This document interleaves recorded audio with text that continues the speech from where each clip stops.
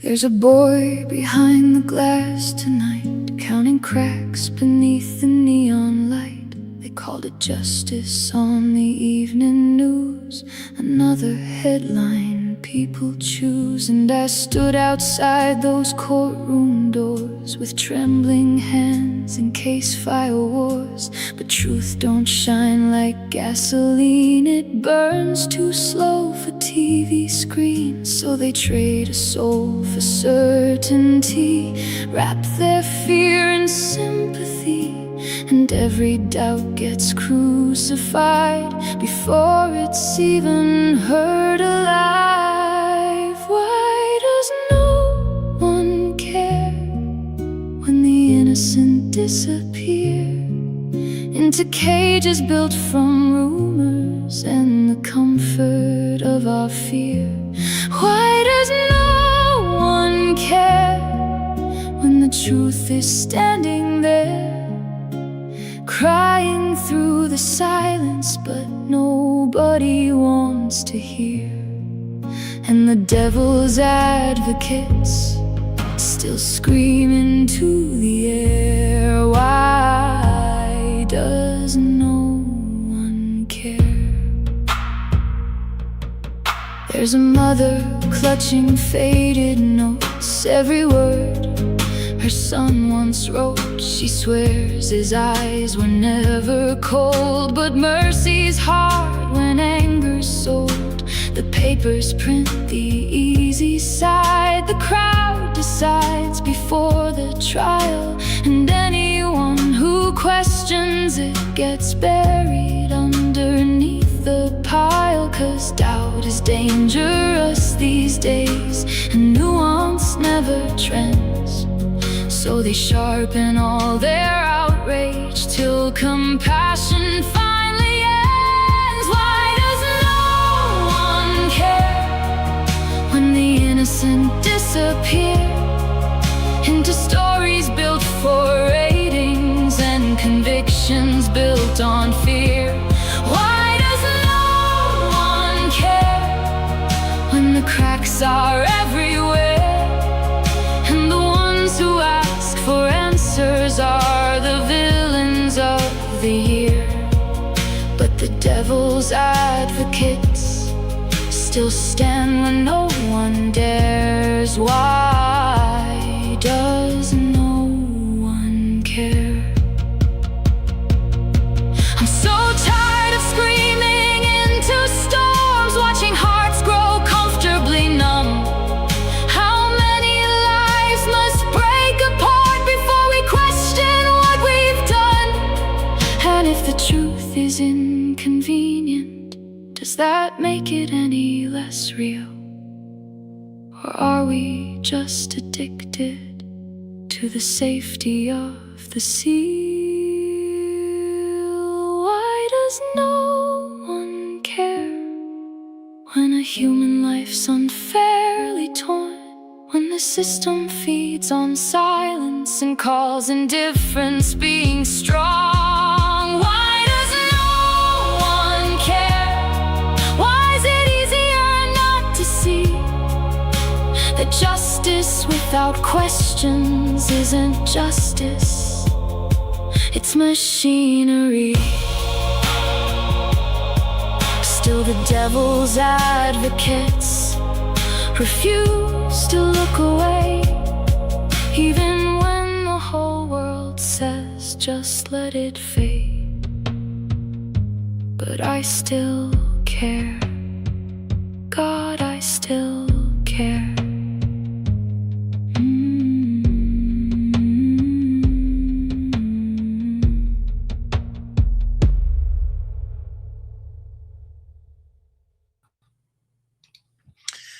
All right, welcome to kind of like a somber start to the Crimes After Dark show. And it's, I think, Wednesday night. We've got a panel. We got Robin. We got Dago backstage, True Crime Cafe. I don't think we're going to get one tonight. I think he also had a very busy schedule. And so we will kind of get at her right away. I did want to accentuate right off the bat, if you haven't heard the story of Missy Woods, it is an important thing. Missy Woods in Colorado, basically arrested for falsifying DNA records. She was a DNA expert, falsified DNA records, sent people to prison. She would cover up tampering by law enforcement, apparently. And they have overturned at least one person's conviction for murder because she faked evidence in that case. It happens all the time. She's going to go to jail for, I think, 15 years, possibly more. We'll talk a little bit about that. And if it relates to other cases, how many times do DNA experts give the prosecution the answer that they need, falsify information, cover up tampering? It's crazy. All right, so let's get our panel together. Robin and Dago, how are you guys doing tonight? Doing well, thank you. Can't Glad complain. to be here with everybody. Yeah. Well, it's kind of a somber night. I don't know if you saw the story of the Missy Woods thing from Colorado, but that I saw that hit my my news feed this morning, and I was, holy shit, isn't that so funny when you have an expert who gets up in front of juries and tells juries the 15 quintillion possibility that it couldn't be anybody but this guy, but then fakes those numbers and fakes that evidence to get a conviction because that's what they wanted her to get. And it looks great. It looks great to a jury, and that's my point. That's my point. People, the jurors don't know the science. They just trust the science, bro. So when somebody comes up and says, look, it's just science, man, this person's guilty. Are we really going to convict people by that shit? I don't know. Surprise. Yeah, and apparently we are. Yeah. It makes you really stop and think how many people are sitting in jail right now, potentially Brian Kohberger as well, based on, stuff that DNA testing may have gotten wrong. And that they knew that it was wrong. That's the sad part. Right. And that's what I'm saying. Like, I'm not saying this is a direct correlation, but you have to ask yourself if it happens one place, and it's not just one place. Like, I think it was federal labs had gotten caught in a huge scandal back in the 80s of falsifying DNA evidence to get convictions. This is the story I was talking about, by the way, if you haven't seen it. U.S. News, AP News, former Colorado analyst pleads guilty in DNA testing scandal. That's Yvonne Missy Woods, a former forensics analyst at the Colorado Bureau of Investigation, pleaded guilty Tuesday to 4 felony counts of stemming from accusations that she manipulated and omitted data to speed up DNA testing processes, calling into question the validity of hundreds of criminal cases. The most important part that I thought was this part where she says authorities accuse Woods, who resigned in 2023 after a decades-long career, of altering data to conceal tampering. When I read that, I read law enforcement tampered with stuff, and she concealed their efforts to tamper with that, and then gave the answer that they wanted, deleting data that showed that she failed to troubleshoot issues when the testing process was not thoroughly documented. And again, this led to a person basically being overturned. Here we go. At least one murder conviction has been overturned as a result of Woods' misconduct. Michael Clark was released from prison in 2025 after his lawyer argued that DNA evidence in the case was mishandled by Woods, but prosecutors are seeking to retry him. So again, that's not saying Michael Clark did or didn't do it, but there's evidence that she altered DNA to make it say it was him. So when you do that, you have to ask yourself, did they really get the right guy? And of course, they'll retry him because they always believe they got the right guy. And they're like, yep, just a technicality. He was the right guy. We told them who we wanted. They gave us who we wanted. But if you want to make us find another way to convict him, we'll find another way to convict him. And that's the way that goes. I'm such a fucking cynic. I kind of have a cynical attitude towards that stuff. But no, it's warranted. I mean, that's not the first, and it won't be the only. Look at there was something. What the hell was that? A couple years ago, there that is potentially going to force them to go through and try to find, well, like you're saying, try to find a different way to convict people than the DNA. So, I mean, it's just disgusting. So It happens way too much, and the problem, and like I said, the problem is people trust the science, but the average person doesn't understand the science. So They trust the Yeah. people behind the science. That's the problem right there. It's That's the people. Right. that's it. And look, I mean, a lot of these people who are DNA experts, they talk a good game. They're really good at saying, "Oh, there's no other possibility. The odds on this or blah blah blah," and they talk a good game. And people love confidence. That's one thing I learned a long time ago. If you say something with enough confidence, people will believe you because you're confident. How can that guy be wrong? He's fucking really, really confident, or she's really, really confident. Exactly. So Yeah. Yep. So I mean, at this point now, it's gonna have to be like they're gonna start needing to show the proof of the crimes that are being committed from at this point if they keep going this way. You know what I mean? It's just Yeah. sad. yeah.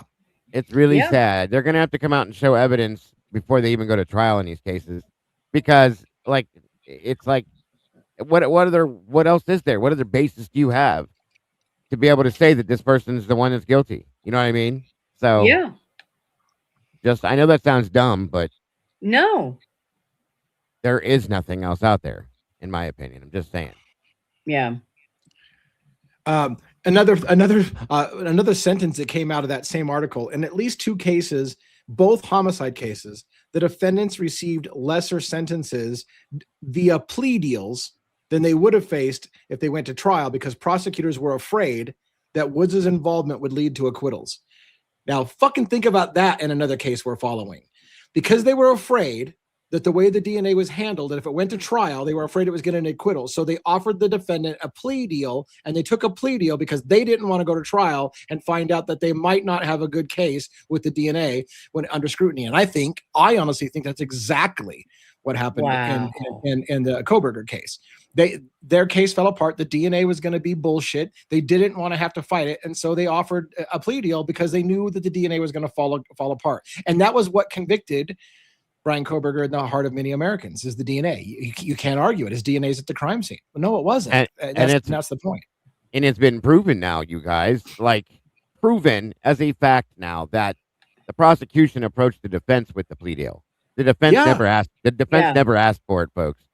Which I think we knew in the beginning, because it doesn't work that way. Okay, so the prosecution basically, as I'll use Steve Gonsalves' words, got on his hands and knees and crawled over to Ann Taylor and said, "Please take this plea deal. I don't have a case against your client. I don't know what to do. Help me here. Help me." Is basically what he did, and it's pathetic. It's pathetic. Yeah, and the inside email that we talked about the other day, whether it's true or not, we don't know. But the idea that maybe inside information from Cy Ray's upcoming book suggested that they, meaning Cy Ray and the defense team, because he was working for the defense, remember at that time, forced them, the prosecution, into offering a plea deal. And it's so funny because so many people got just indignant with me and probably with you, Dago, and whatever, saying, "You're a fucking idiot. It was the defense that asked for a plea deal." And I kept arguing, it doesn't even matter, because you can't have a plea deal without both sides agreeing. So in a way, it's almost immaterial. But the idea that they kept pushing, it was the defense that asked for it. No, apparently it was the prosecution that asked for a plea deal, because they were afraid they were going to lose the trial, because they didn't have a case. At the and they were afraid it was going to fall apart. I think it was the end of May, beginning of June. The date I'll have wrong, I know. But Hitler said, "Okay, guys, it's it. Both sides. It's at that point now. I'm going to need your best last offer. I'm going to need your best last offer." Was looking at the prosecution when he said what he said. Okay, that's the plea deal, folks. That is the plea deal. Okay, nothing else is an offer. Came out of the judge's mouth himself. And pointed towards the prosecution, and they did what they did.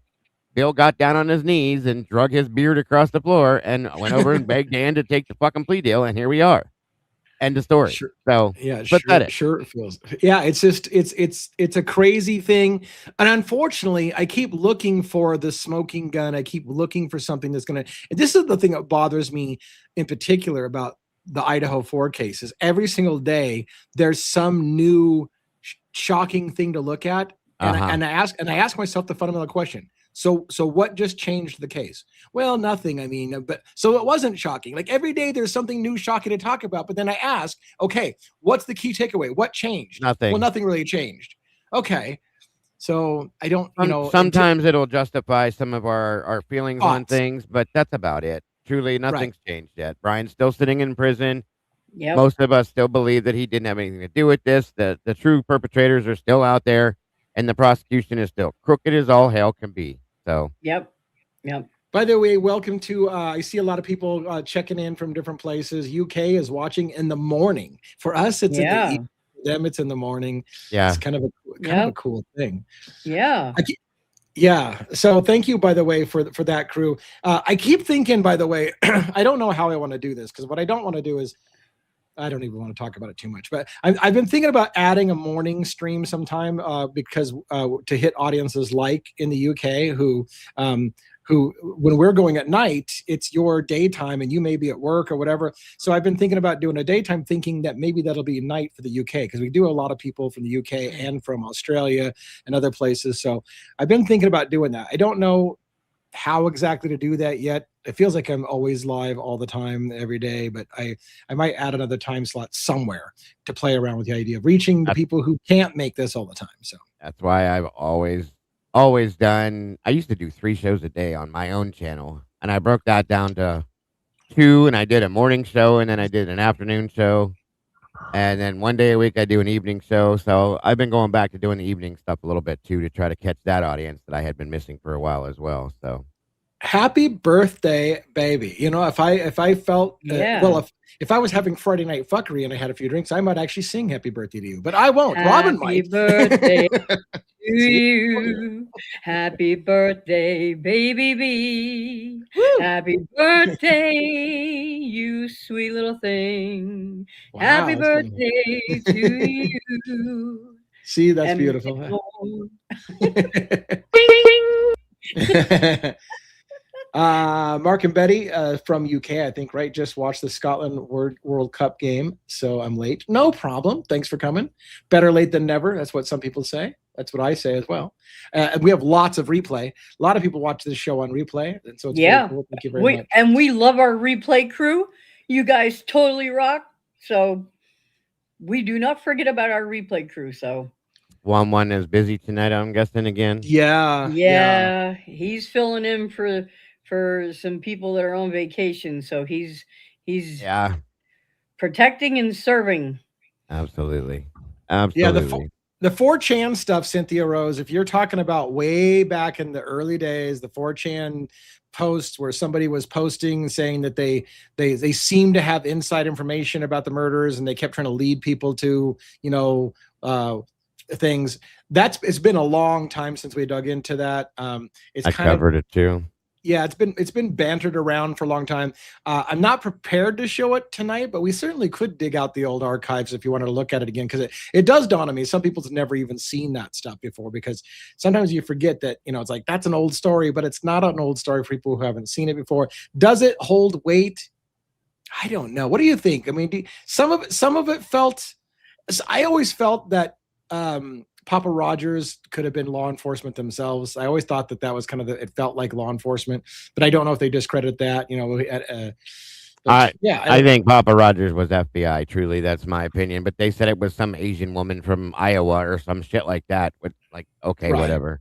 Right. Yeah, I've been running a series where I'm going back to the beginning of the case again.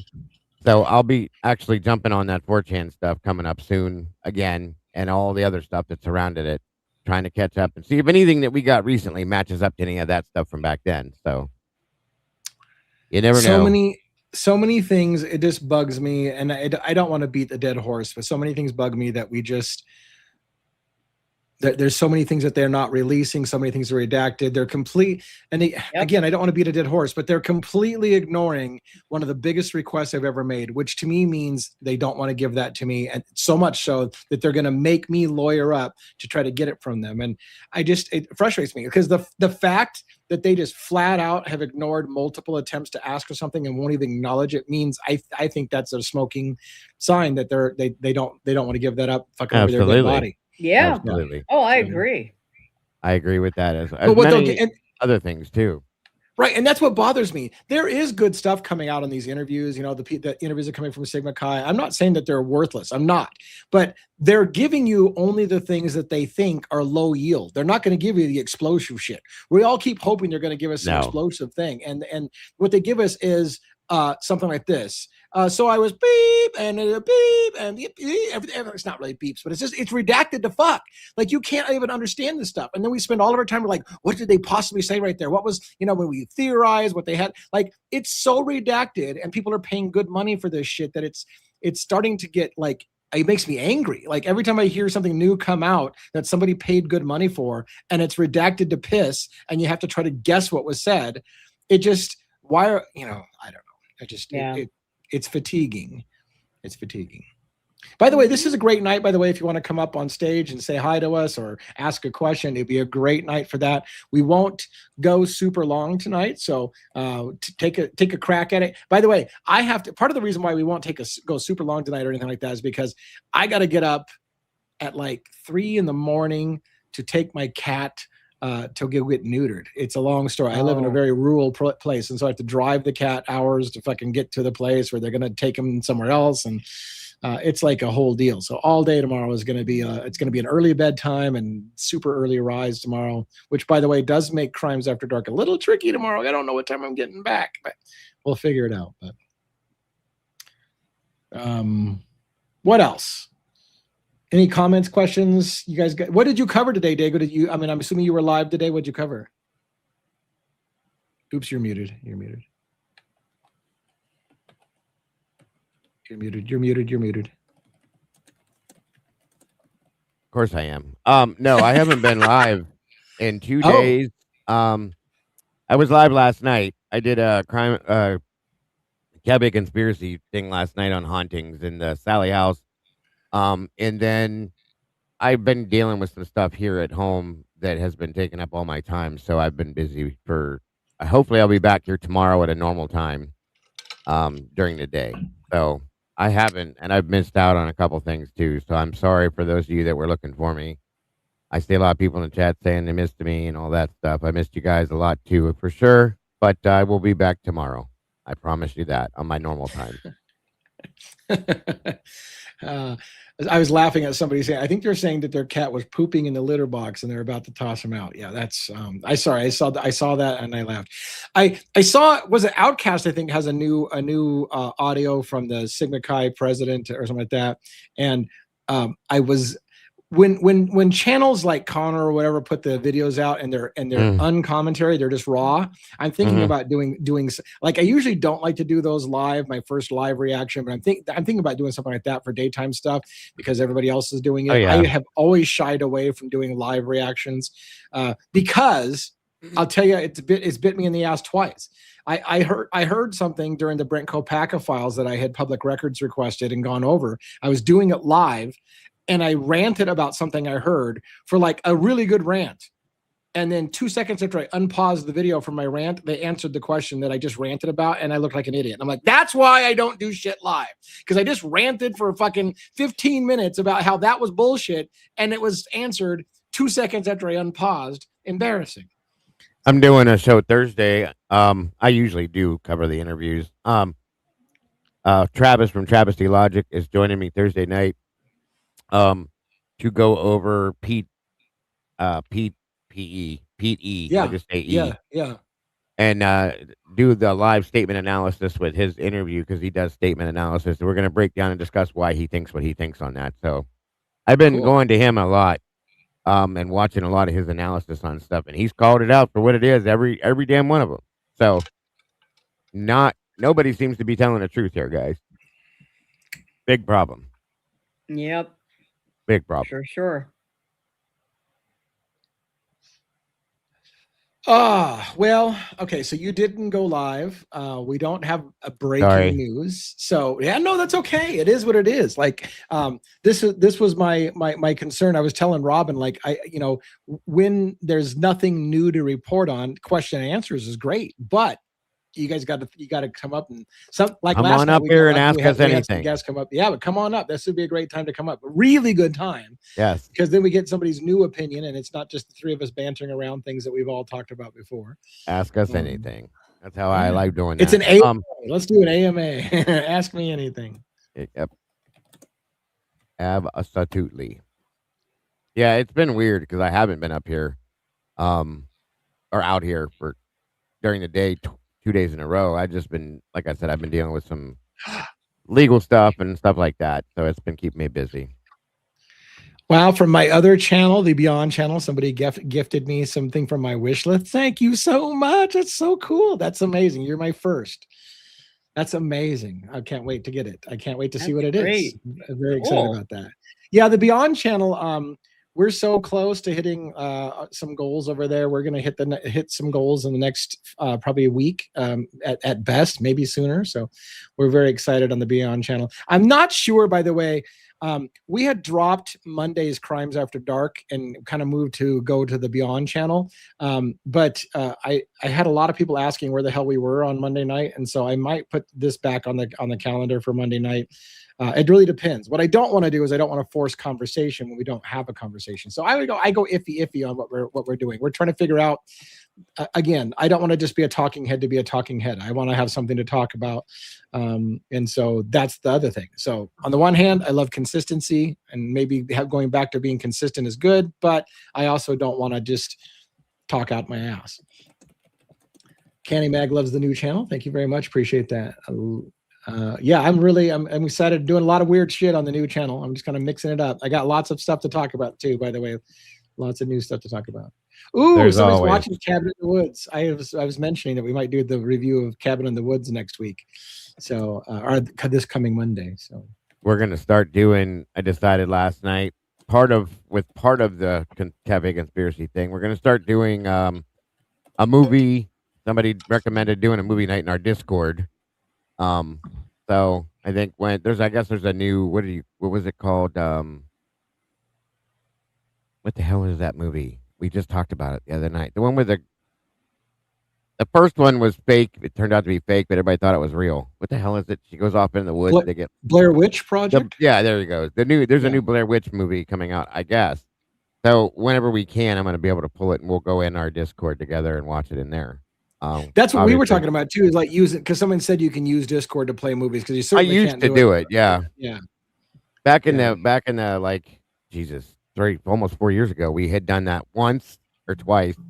I didn't even know Discord then, so it was a big cluster mess. But now that I know it, a couple of people mentioned it, so I think we're gonna start doing that in our Discord one day a week at least. Yeah, and I might even do that with Cabin in the Woods, and play it on the thing. I don't know what the rules are for restreaming and watching those things, and I don't even know how to do it. Like, because you can't do it out here. Yeah, you not at certainly all. can't do it on YouTube. Yeah, but Discord, you just pull it up, play it through the Discord. They don't say a word. So the screen sharing of yeah, it doesn't. You're allowed to do it in there. That's why we did it in there before. Turn Yourself 85 says, what are your thoughts about the 2 firefighters that were killed, especially since the talk of halogen being used? That's been a long time since we talked about the firefighter issue. I thought there was only one. Yeah, there was one. I think he shot somebody and then he killed himself. Wasn't that the story of the shooter, that he had shot somebody, but I don't think he killed him, and then then I think he killed himself. Fired on some paramedics, I believe it was. Yeah. And the halogen thing, the halogen tool, has been talked about, and it does make sense. But anybody can get a halogen tool. You don't have to be a firefighter to have one. Right. And I don't know that I had any great opinion when it first came out. There was a rumor that the firefighter that was shot was one of the first responders in the Idaho 4 thing. So it added to a whole bunch of the mystery. But when I dug into it, it didn't look like that was the case. I could not confirm that he was ever a first responder, or that there was another rumor that he had requested the 911 tapes, and that requesting it is what got him shot. But that also turned out to not be something I could verify. So it turned out that story felt like it was that's the thing. It felt like it was one of those things to be something to talk about for the day, and everybody went nuts with it. And I don't want to just talk about shit if it's just trying to find something to talk about for the day. I think it was just another distraction to have us look somewhere else for a while. Truly and honestly, is my opinion. One was named Tesdale in the fire shooting. No, I don't. Well, I don't remember. I know that Tisdale. Or not Tisdale, Jesus. Nunez used to be a firefighter it was actually EMT too. But the other firefighter, I didn't know his name was Tisdale. That's Yeah, I don't news. know. That's news to me. I don't remember that. Yeah, I don't remember that. I feel like I would have remembered that. I feel like I would have remembered that. I agree with that too. And maybe they were talking about something else. I mean, to fair, that comment could have been taken out of context. Right. Super excited, by the way, to hear that I'm getting a gift on my thing for that deck. I had a whole list of things that I wanted to have, so I'm excited to I got plans. I got plans for that, and we're about. Anyways, I got plans for that, so I'm super excited about that. I'm stoked. That's very cool. Margaret 8851 says, do you think Brian would hire a new lawyer to handle his appeal? Ron from Custody Queen said maybe he was doing that. I don't know that he can just replace Ann Taylor by his choice. There's like a formality of like, she, I think, has to work with him to do that. And if she were doing the right thing, then she should certainly say, fine, I'll help you. Say that you got ineffective assistance of counsel with me.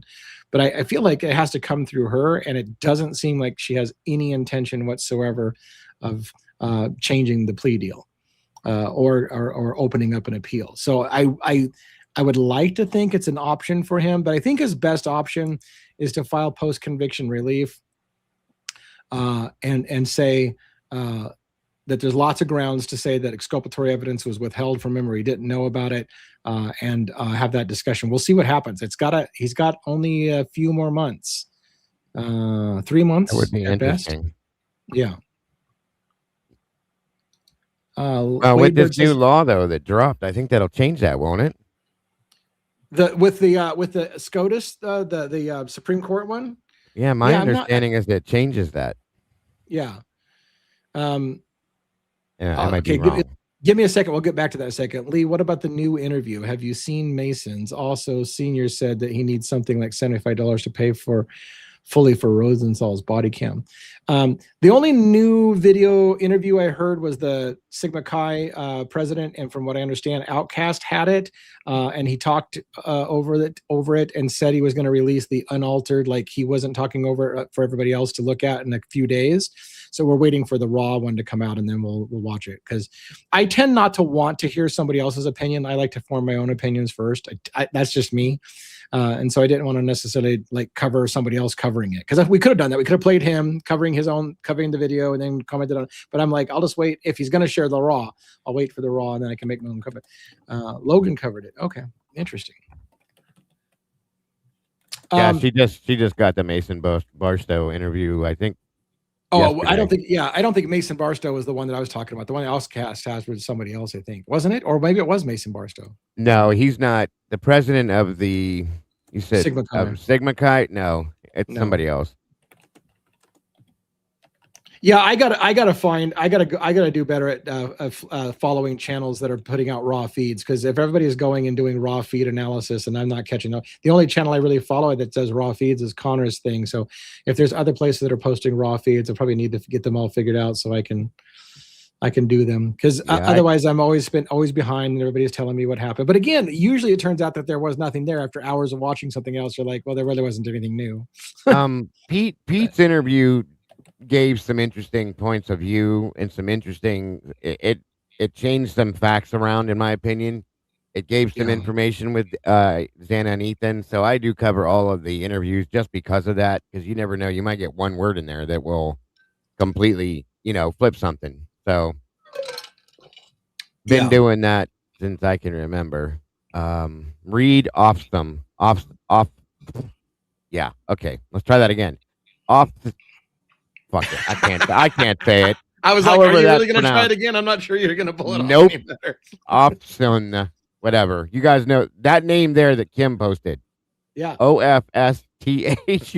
How the hell do you say that? Often. I feel like I'm spitting on my microphone. Often. Yes. What's up, Davey? Good to see you, buddy. It's fun listening to you try it, though. I'll tell you. Uh-oh. Tomboy said Often. There. Whatever. Thanks, guys. Appreciate the. We need to do Hooked on Phonics with the damn name. I came and talked today. Jesus. Anyway, that's the name. I've never even heard that name. I know who Reed Upmore was, but that's a new one for me. Read Up More. That name sounds super familiar. Read Up More was one of the ones that Kaylee had dated at one point. Oh, I yeah, believe. yeah. That's probably right. Yeah. Reading Rainbow. All right. What else? It's in the Yeah. book. It's the Reading Rainbow. That dude's still out there too. That's crazy. It's in a book. It's the Reading Rainbow. All right. Other questions, comments. Why is Ray saying, hold on. Why is Ray saying he is guilty? I don't know that he is. The book hasn't come out. So we're hearing people who sound like. So here's the $1 million question. And I still don't know the answer. Like 40 pages of the book was released, right? As a teaser or a pre-look. Are the people who are talking about like they've read the book only basing it on the 40 pages, or did they read the whole book? I think some people, like Lana and Truth and Transparency, have read the entire book, which indicates that they got an advanced copy. But again, then I have to comment on whether or not they're correctly interpreting it. So I've heard an email where someone says, I read the book and here's what it says. He thinks he's guilty. But again, I have the email. I received I was one of the ones that get the email on it. And he says it in the email. But what he does say though is that he's it's all about the investigation, basically. But again, in the book, by the way, for those of you that don't, I'm waiting on my book to get here too. They had to republish it, I guess. Whatever that means. But I feel like they pushed the date back because of the timing. They wanted to coincide with something. That's what I think it is. I thought too. I don't think it's anything else than a timing move. They want to time it with something. Maybe it's the custody queens interview. Maybe it's something else, but they want to time it with something. So, well, there is as always, like we were screaming about the other night, there is an Amazon series coming out. So, yeah, maybe it's time for that. Maybe it's falling in line with that, you guys. That's all I'm saying. But whatever it is, it's a marketing move, I think, to do. And look, a lot of people come. By the way, Rubik's Cube, we're looking for you to. You don't have to have the super chat. You don't have to spend money to get your thing. So I got you pinned to let you know we see you. So go ahead and give your question. You don't have to pay money to have your question. Yeah, you don't have read. to chat to ask questions. No way. No. Go ahead. I forgot what I was going to say something. So did I. Yeah. I had a thought there, and then I said what I said about that, and then I lost it. I was going to say Whitcomb's book. Some people. So what happened with Whitcomb's book when we were told we were going to get an interview, and then all of a sudden they were like, "Oh, Barnes and Noble just released the book, and it's out. It's contained, and go for it." Some people really, really are certain that was a marketing tool as well. Agree. They purposely leaked the book to create hype and buzz to get everybody excited and go, and it created advanced sales, and it's all part of the game, right? So that maybe that was all part of the game. But my whole opinion on him now was that the reason why he did the interviews and did the whole thing that he did was to just sell the book. So you did your job. We all sold it for you, sir. Thank you for the information you were going to give to everybody that you never shared. So we appreciate that. I'm a little angry about that still, folks. So don't mind me. Just tell me to shut up, and I will.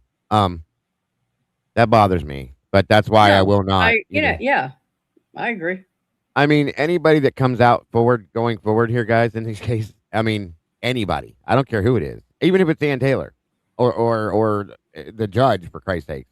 Show us the information, and then we'll believe you. That's all I'm saying. Right. I want to see receipts, period. Because only showing us half information, sorry, that doesn't cut it. That doesn't help me trust you, bro. Exactly. You can tell us all you want. Right. Bingo, Scully's right. You left everybody with blue balls, 100%. Do you know the answer to this question that Rubik's Cube put up there about Barry and Loach? Barry and Loach have interviews, in my opinion, from my understanding, with the FBI. That's why we don't see them. That's what I was. That's my understanding. There is a report, though. I think that Barracoa did, but that's all we got. I don't see any, or have not seen any kind of like an actual interview with him, other than the report. So if there's a report, there's got to be an interview. But I believe that Connor found out that Loach's interview was done with the feds. So that's interesting to me too, that they went directly to the feds with him. So I have questions for that one. And of course, we're never going to get that. Never. Welcome, guys. Good to see you. Barry is that Barracoa was also Yeah. sober passing by 1122 that night, including the 4 a.m. allegedly. That's when he was out. Supposedly was at 4 a.m. and he said it was so quiet tonight, or that night. Sorry.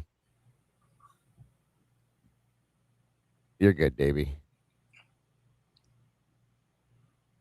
Yeah. Keep the questions and comments coming. This is good. I like having some. Did you drop the interaction link, Robin? Yeah. Did you drop the link Do to you want that? to? Yes, Yeah, I've put it in the dropped the link private like chat. 3 times. Okay, Yeah. throw it in the private Yeah. chat for me. I'll see if anybody on my side wants to come up here too. Yeah, Amanda sent us some docs on the EWU. Yep. Yeah, I did see that. I took a look a little bit at it, but I haven't gone like deep dived on it yet. But I saw that. I hope Kim is right too with what she just said there about the EWU stuff, because if they do with the Fed stuff, there's got to be something. Not that they'll get anything out of it, but at least go after it. I agree. What is it? Come on up here, Jess. Talk to us. That's the topic. I feel like that's the problem right now. They have decided they're just not going to answer public requests. They're just not going to answer what they don't want to answer. And Yeah, I think, and no I think one's holding them accountable. Right, they're pulling our punk card because Yeah. you have to lawyer up, and they've got more money than you do. Well, So- and that makes me wonder too, though, you guys, the way that they've been holding back on FOIAs and certain FOIAs and things like that. It makes me wonder, or records requests, I should say. Makes me wonder if it's all for timing purposes, because something's coming at some point. You know what I mean? I do. Yeah, I do think I mean, with the WSU lawsuit and possible post-conviction relief from Kohberger, I would imagine that could be a reason to hold on to some things. Will they just magically open it all up when those things pass? Probably not. I feel like they're going to forever hide information on this case. I agree. Yeah, I agree with you. Oh, and we were going to talk a little bit about whether or not the new Supreme Court ruling will change anything. The Scottish. Yeah, and the only reason I say that, so it leaves the possibility for sure. But to me, I don't like the language, which is it's only going to be used when it's an egregious error. So who gets to decide whether it's an egregious error? If it's the prosecution, they're never going to say it was an egregious error. If it's the defense, they're probably always going to say it's an egregious error. So who's the oversight? There is no oversight. It's just if it's obvious that an error was made, then you waiving your right to appeals can be relooked at, but it has to be egregious. And there really is nothing spelled out about who gets to decide whether something was an egregious error or not. That's the problem I have with it. I agree. That is an issue for sure. But it's at least something that they're willing to look at. So, very good point.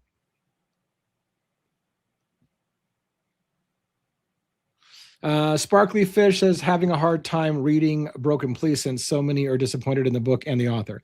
Well, I will say this: I think you should read it. It's not a waste of time. It's got bomb. It literally, like, I don't say this often. I don't like using the bombshell. There are bombshells in that, especially. Well, right now you may have heard a lot of the bombshells, like the hair in Ethan's hand, like the hair that was in the bed, clumps of hair with the root DNA in it, up in the bed with Maddie and Kaylee. There's all the stuff at the cover. There are bombshells in it. By now you've probably heard about it. But the people who are shitting on Christopher Whitcomb in the book aren't necessarily. It's not a hit piece. It's not a hit piece on Kohberger. No. You may question. I would still read motives. it. Yeah. The biggest thing people didn't like about Whitcomb was that he would say, especially on interviews, that he thinks law enforcement did a great job, and nobody following this case in our audiences think that law enforcement did a great job. So then you hear him say, "I think law enforcement did a great job." And you're like, fuck that guy. Like that's your immediate response. Well, and then Lana, trust me, he questions law enforcement plenty in that book.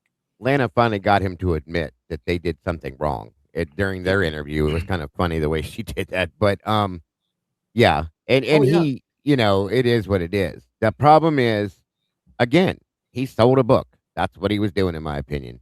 There's a few nuggets in there, I'll say, that gave us some information, but I'm starting to notice things in it, like the timeline that they have in the back. I think it's chapter 9 or 10 in the back there.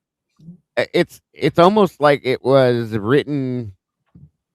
There's so many mistakes within that timeline now that I've noticed, where the times are like, you have a time ahead of the other time, and then it's off by this number, and that one's off there. so on and so forth. You know, What I'm really feeling, and as someone who is an author and also knows this case, is that these people who are putting out books and so forth, they don't know the case. There's the difference. They Yeah. haven't sat here for 3 years like the rest of us who have gone through this case, in minute detail. And so when we ask them a question, they get all flustered because they don't know the fucking answer. get him, Right. Robin. Seriously, Yeah. that's a fact. They don't. That's what's been setting us off, you guys, because it's 100% fact. 100% fact. We should have figured it out, Lee, and you know this too because you were catching. I could tell by your faces when you were interviewing Chris after that day that we did that whole thing, and he's saying things like, "Well, did you see this? You got this right? That was released, wasn't it? Wasn't it? Wait a minute. What do you mean? You should fucking know Don't you that 'cause you know? were the one that was writing the damn book." So Right, yeah, right. that kind of pointed to something there, but we all just kind of rolled away from it because of what we were doing. So I think that was a good point, and you are absolutely right, Robin. 100%. Yeah, real quick, shout out to AR Hayes in the house, and if you want to come up, Hey. AR, you can grab a link and come up here. But yeah, What's up, AR? one of the things that bothered me that Chris said, and I understand it, and I don't understand. Already inside, Maddie Mogan. Oh yeah, you got that book. Was that the one? I started actually reading this. This isn't that bad, and this is not pointing at as this is another version. How can I explain this? Obviously, it's an AI book, okay, but it does say it kind of shows the problems in the case to some aspect. I'll say like it's pointing out things that are not right, things that are wrong. So it's actually worth reading to some extent, guys. It's not very long. See, it's real thin. And it's not that expensive. Thank one of my amazing moderators sent it to me, and I love her for it because it's actually kind of interesting. And guys, it's actually got pictures in it too. So Ooh, and it cool. shows some diagrams, and that's something else that very easily. Okay, this is another problem since I'm on this point. You could have thrown some photographs in here in certain aspects about certain things with things you were talking Mhm. about. Okay, it would have not been a big deal. You could have showed the hair. You're talking about hair in somebody's hand. You could have showed that. You could Do have you done know things like why they that. I'll tell you why they don't. Because I know this because I have wanted to include pictures in my own books, but Amazon specifically will charge you more to sell the digital copies if you have pictures in your books. Oh, good Yeah, and the point, publishing Robert. cost goes up for So- the printer as well when you're printing hard copies. That makes sense. Exactly. Exactly. That's why I- they don't. But they have the big enough budget to Yeah. absorb that they could. They could. I mean, do how easy Real would it quick, have real quick been? before we get too far, we got AR Hayes backstage. I just want to make sure he yay. acknowledges where we Oh, got him okay. backstage. So let's make room. I mean, if you want to finish your thought, go ahead. I just want to make sure you know he's waiting backstage. We'll No, bring him up. that's cool. You can bring him up anytime. Come All on up, bro. What's up, sir? How are you guys? What's Good. up, brother? How are you? I'm doing well. It's been a minute. Yeah, Yeah, good to well, see you, yeah, bro. I ain't haven't talked heard to you from you in a personally for a while. long time. Yeah, exactly. Yeah, it's been interesting, up and down battle. I know, Lee, you were out here Yeah. for CrimeCon. I tried to get an offer out there to you. I could have got your rooms all covered for you and everything for you, but I wasn't able to get in touch with you. I apologize about that. No worries. Yeah, I was hoping to meet up with you when I was there, but it just didn't seem to. We didn't seem to connect in the right channels or whatever. So, but that's I didn't even get to when I was there. I didn't even get to watch JLR get kicked out of the Caesar's Palace. I missed that too, and I was right there. But so. That It would was have been probably a amazing. better thing that I missed CrimeCon with that little ordeal going on, because Yeah. I just don't. I'm just glad I missed it. Glad I missed it. Not a fan either. I get Yeah. it. Yeah, he wasn't. He didn't have tickets. He just sat outside the elevator or the staircase going up to CrimeCon and sat there and videotaped people going in, and they found that annoying and kicked him out. They let you do that?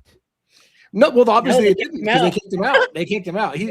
He brought a table in and he set up a table with another YouTuber, and they sat there filming people as they were walking into CrimeCon to go up the stairs to the main floor. And they quickly sent security and said, "You can't do Oh my God, dude. That's That's so pathetic. Come on now. Yeah, they didn't even have tickets to CrimeCon. They were just. It's a couple of the YouTubers, Dago, that have been sitting outside Nancy Guthrie's home that were arrested, and so What's I that mean, other it's dude? just a good thing that I missed it because obviously, being from Arizona, the gentleman that got arrested, I've been on the same yard as him in the past in the penitentiary, Yeah. so I noticed that YouTube dad guy, or that guy, is that his name? Something dad or dad's live or live dad or something. That one? No, Criminal Network, Alex. Criminal Network. Okay, I got you. Okay, I didn't see that. Unfortunately, I quit following Nancy's case because I didn't understand it anymore. It doesn't make any damn sense to me. They've done nothing that any investigation I would ever imagine. Well, and that's one thing I was going to present because I know you guys were kind of discussing how difficult the investigation, the Idaho 4 case is to really, trying to say anything good about it. Even I, who have a little different perspective on the case overall now, cannot say anything good about the investigation itself. Right. Arizona is actually worse. Arizona is by far worse when it comes to investigations, law enforcement, police activity. I've learned that the hard way, but guys, I just always want to say I always tune in to everybody here. I know I don't mingle as much. I got a lot of respect for all of you. I know some people have approached me as if I had something negative to say towards any of you, and I don't have anything negative to say about any of your hard work, anything you guys have to say. And I still tune in. I still appreciate you. I just do it from afar. We can have differing opinions and still not have issues with each other. I say that every day. Yeah. Just about. I mean, real quick. Let me address this real quick because we had this pinned up real quick, and we'll go back to discussion. Did Logan and 1-1 leave Crimes After Dark? Yes and no. 1-1, no. 1-1 has gotten super freaking busy since he got promoted, and they got him on all kinds of rotating thing. And you got New York having a bunch of major things going on, and so all of those has required him to be all over the place, and that's just a matter of scheduling. So he will be here every minute that he possibly can. Logan still goes with Dago on, I think, once a week or fairly often over there. She hasn't been on our show for quite a Saturday. So nobody got kicked off. These were choices. Logan chose to do something else, and 1-1's just fucking super busy, but he will be around. Yeah. He will be around. So thanks for asking. Yep. But yeah, this case, it's just like I said, we talked about it. It's fatiguing because we're waiting for the big shoe to drop. We're waiting for the big PCR. If PCR gets filed, everything changes in this case, and it'll be a lightning rod, and everything will then have to be re-examined because there'll be a potential not retrial. There'll be a potential trial if he files post-conviction relief. But if that doesn't happen, this thing's going to die a slow death because there's nothing going to change. It is what it is.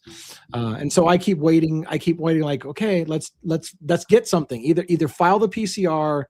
But the problem is, if he doesn't file PCR, we have to wait till September. That's the thing. Like, we literally, there's nothing that's going to come say, hey guys, I'm not going to file a post-conviction relief. So that's not going to happen. So we have to literally wait till the time runs out. And even then, it's not technically over because there are other ways that you can get it re-looked at. Again, exculpatory evidence that comes out, like somebody else got a video footage saying he wasn't there. Like, it's never 100% truly over, but at least September, if he doesn't file PCR, it seems like that should be it. But will it? I don't know. It's crazy. Well, and again, as I've been saying every time I talk about anything to do with that, it's all up to him. If he doesn't choose to do anything, it's not going to matter. It's his choice. If he decides to sit in prison for the rest of his life and not file anything for any reason, you got to take it for what it is, folks. It's his choice. Nobody can make him do it. Nope. Ann can't make him do it. Master can't do it. No attorneys can make him force it. Nobody. So at that point, that's all there is to it, and it's sad sometimes. Some people believe that it's horrible, that he's doing this and doing that, not doing that, but it's his choice. Everything he's done is his choice. We all have to remember that. So now one thing I'd like to add to it, and this kind of goes to help the people that do feel as though maybe something's coming down the road's theory and thought. People need to realize when you're in the penitentiary, your mind is in a whole nother place. So you don't realize time frames. You might think you got more time than you actually do to file something. Then all of a sudden it comes right down to that, and you got to get it in last minute. You also got to live every single day within. So when people say, well, it is up to Brian, it is up to Brian. But literally, people need to remind Brian, because he's in a place where your mind is on many other things. A lot of people are, he lives on death row. People need to understand that. He lives on death row. So you've got the worst of the worst criminals around you. And a lot of people don't understand, when you walk around every single day, you have to deal with that. And it controls your thinking, your mind. So, I have maybe at some point he's going to throw a loop in there. We're going to have a trial. I would rather see a trial. Look, I rather would. Whether I feel as though now he did it or didn't do it, damn, let's go trial just so that we can squash all this. I want to see what the case the prosecution wants to put on. Yeah. Put on something. At least show us something. Do something, because you're sure as hell not doing so after the fact. You're not parading around like you got the right guy. No. Let me show you how we got the right guy. Well, I come from places where that's what they do. When they get the right guy, they're jumping up and down, and they're excited to show it and prove it. They didn't. That's a good point, AR. They didn't do that. They just did their quick little after show thing, and they walked away, and that was that. And that's what supposedly is coming from Amazon, guys, is a whole I guess you could call it another hit piece, where it's going to be law enforcement explaining, we got the right guy and this is how we did it. So anything coming from Amazon, man, let's just all admit it, it's all going to be bullshit. It's all going to be bullshit. Of course. I'm one. Well, especially because Patterson has his hand in it. So there you are. It's all bullshit. Absolutely. So the prosecution, the law enforcement, the FBI, everybody tucked their tails between their legs because they know their investigation is shoddy. They backdoored it. They cheated it. Even I'll say that, like a guy that's at this point that I say, well, Brian took the heat. Damn, he did it. At the end of the day, the law enforcement didn't showcase themselves whatsoever in any of this. So I do want to pose a question, and I don't think the answer is yes, but when I talked to Christopher Whitcomb about the book and the interview and all that sort of that, one of the things he hinted at was that there were law enforcement insiders that were going to be coming forward. And so we talk about the new Amazon special, and we know that law enforcement is part of the Amazon special. They're going to be talking to law enforcement. Is there any remote possibility that a shocker is we all say, oh, it's just going to be a hit piece, but is there any possibility that part of the shocker of the Amazon special is going to be law enforcement coming out with something that actually turns the case on its head? Is it a possibility? Let's just all hope they say something really stupid that comes full fold that just showcases that they are full of it, and now you can prove it. Because people slip up in their words, man. I'm telling you. That's a good point too, AR, and what you said, Lee, with what he said on top of that. We could be surprised. You never know. You know what I mean? Yeah. I mean, he literally said a documentary is coming out, and he also said law enforcement would be coming out. And so you put the two together. There's a documentary coming out with law enforcement. Is it possible? I mean, I would be stunned, right? Par for the course is just to continue to hold the same narrative that we got it right, and here's why we got it right, and we're just going to say it over and over again until the public stops asking questions. But who knows? Maybe they'll explain in that why they didn't make him explain anything. You know what I mean? Since he's so guilty. I'll tell you, one thing, and I've reserved my words on that because a lot of people, this is one big thing, as creators and discussionary, a lot of people attack that. They want to know, why didn't anybody step up to the plate and force Brian Kohberger to say something? Look, it's rare. That's not the way it goes. It's rare. I'm telling you, I've been around the block with these guys. A lot of them, they won't. They're not saying anything. And I'm in 100% agreement with everybody that says prosecution wanted this plea agreement. I absolutely agree. Absolutely agree. Even if Brian Kohberger's defense team approached him for this plea, oh, the prosecution was so happy. They were so happy. But at the end of the day, you can't force Brian Kohberger. Now, them coming out and saying, well, we wouldn't believe what he said anyway. It's bull. You would have loved it if he would have gave up info. That was an excuse. Right. I agree with you.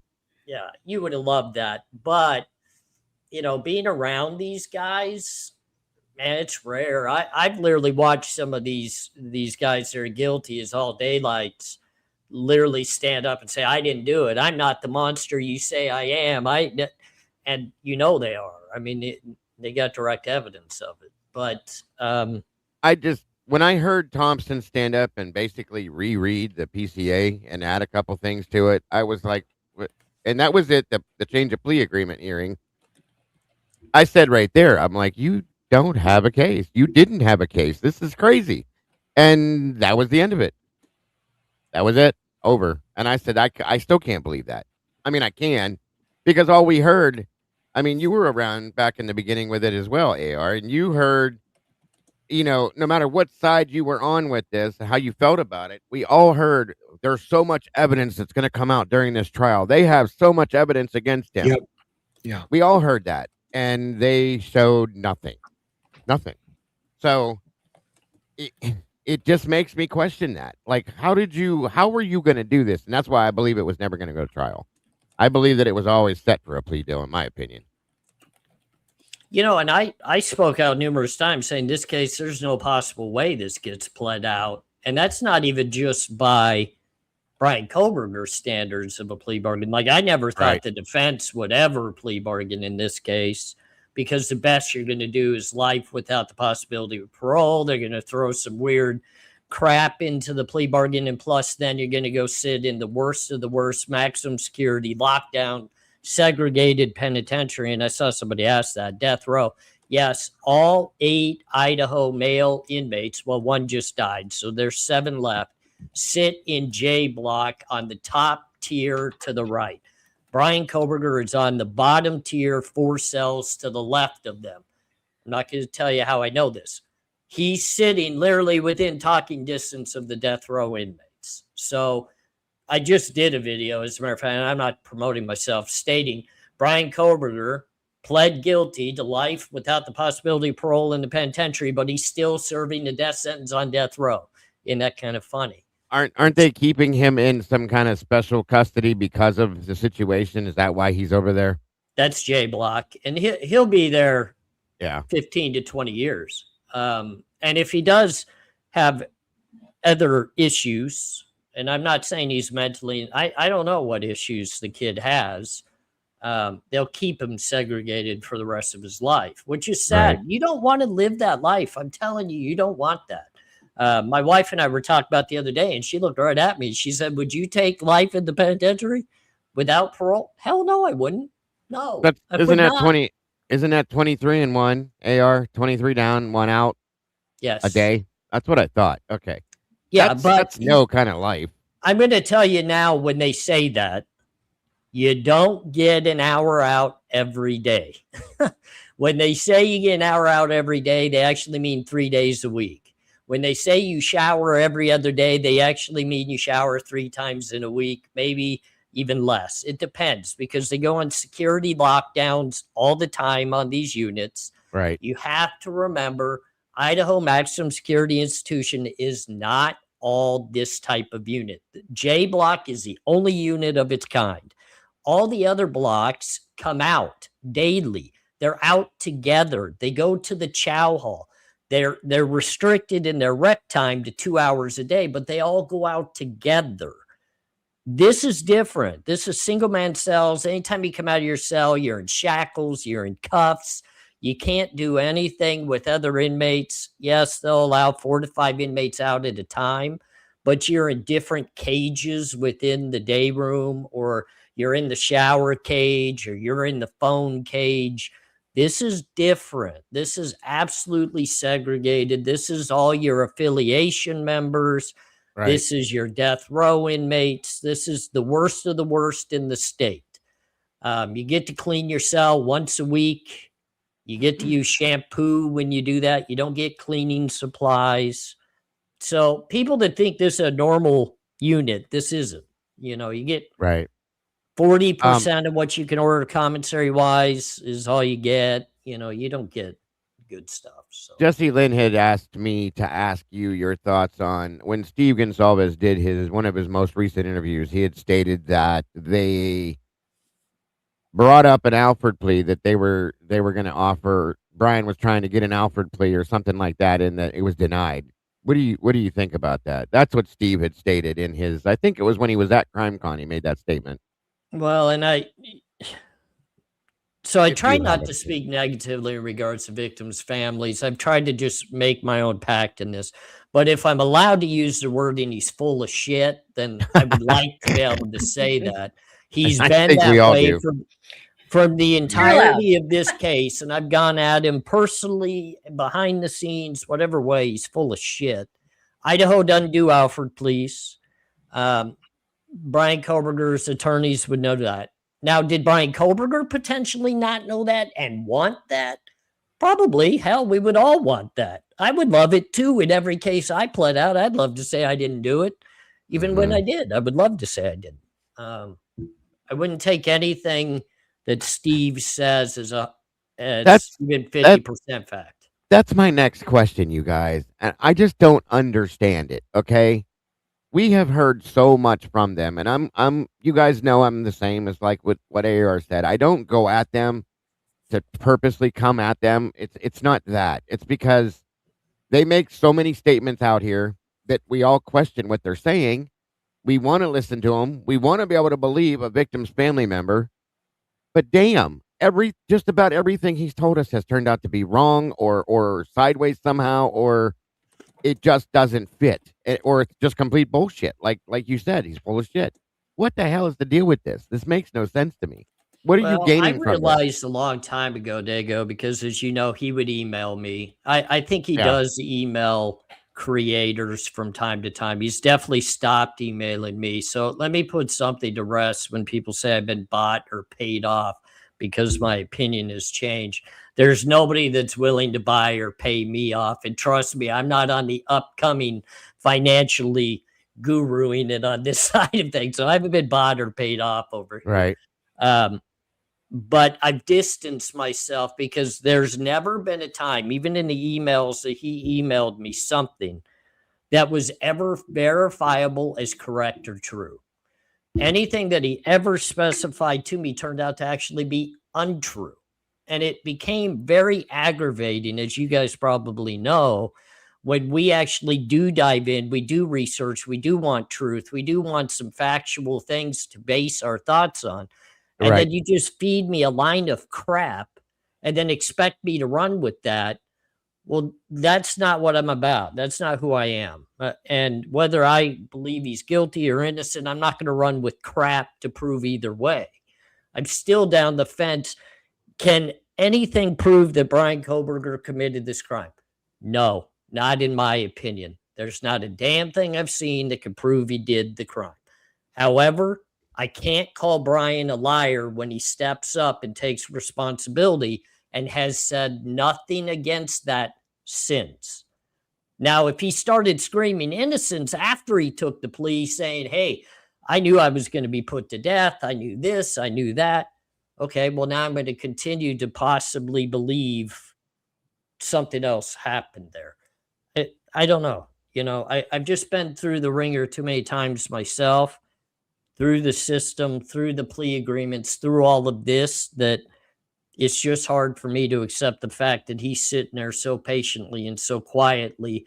And I do know somebody in that unit. Unfortunately, when you do time, you still have connections to people doing time. So I do know somebody there. And, there's just not much to say that other than he's just pedaling along doing his thing. So I'd like to know if he does know what his options are, if any, and if he's being communicated with to know what he should be doing or not be doing, or what he could be doing, or any of that. I could give you a little bit of news from the person that talks to me. Brian Kohberger uses the phone daily, and it's not personal phone calls to family. I also know he is still receiving lawyer visits. I can't say it's daily, but he is still going to law, to the law library, and he's still having lawyer interactions and visits. I don't know who the lawyers are. I wish I could tell you. I don't know. And the people I talk to, there's no way they would know. So even if they tried to tell me, it would probably be a line of crap. But he does leave his unit more than a few times to go to law visits and various things that are transpiring. Wish I could tell you more, but I don't know more. I do know he's been in a few mingling situations in there, and he's handled himself well. He's not scared. He's not scared of anybody. It's not information I want to come out and do content on, because I don't like sharing people's doing time stories. That I never liked it when somebody would talk about mine. I got my ass whooped a couple of times in the penitentiary. I don't want people to talk about it. You know what I mean? But from what I understand, he's just plugging along like most people in the penitentiary do. He's learning. He's had the ups, the downs. He's had the issues with the food. He's had issues with commissary. He's got, he gets commissary sacks every week. And people say, how's he survive without dollars? He's got money, guys. He's got money on his books. He gets commissary. Yeah. Kenny Mag said, yeah, if you're talking about Kohberger having no money, even the Gonzalez's said at CrimeCon that he has $40,000 to $45,000 in commissary on his books. How would they know that though? No, so they've gone after the money, they said, and they're not allowed to touch it. Yeah, but here's the thing. Let me. I don't think you can have that much on your books. You can't. Can I explain how I know that's so fictitious? And I just want people to understand. One, when you leave jail and you go to the penitentiary, your money transfers via check from the county jail that you're at to the penitentiary. Anything up and above a certain amount of money, every state's a little bit different. Anything up and above that amount goes home. It goes either to your restitution or it goes to your family. Because he left going to the prison system before restitution was decided, he cut a check back to whoever he decided to cut that check to. At that point, people can continuously put money on your books. Let me just use an example. In Arizona, you're allowed $5,000 on your commissary account. Anything up and above that can no longer go on your account. They will return it to sender. So if somebody sends me a money order and I'm at $5,001 and they send $100 and it's up and above, it goes back. It gets sent back. You can't have it. I can tell you right now, I've done time in Idaho. I've done time there. You cannot have $40,000 on your books. You can't.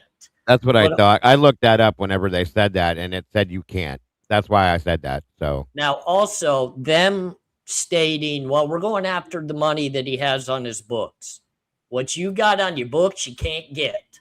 What comes in after the fact, you can. You get a percentage of it.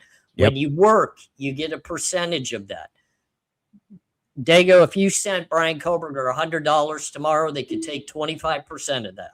Right. So he would get the difference of whatever that is. That's why I used to put money on other people's books when I was in the prison system. And I had so many restitution deals going on. I would get either my next door neighbor or somebody else I was associated with. I'd say, hey, do you have restitution? No. Okay. Here comes $300 to your books. I need you to shop for A, B, and C on commissary for me and then shoot it over. Guards will move it over to the cell for you. It's no big deal. But for somebody to say Brian Kohberger has 40 grand on his books, it's not possible. I'm not saying he didn't get 40 grand in donations. He probably did. He probably did. I know JB Gunner sent him a substantial amount of money. Look, I sent him a substantial amount through a collection of donations that I took a while back. This was 2 years ago. I was able to send some money. I know many people that do. More power to those that want to do that. Great. Just know now you're going to lose a percentage. And if he is up and over the $5,000, you'll just get your money back. It just is what it is.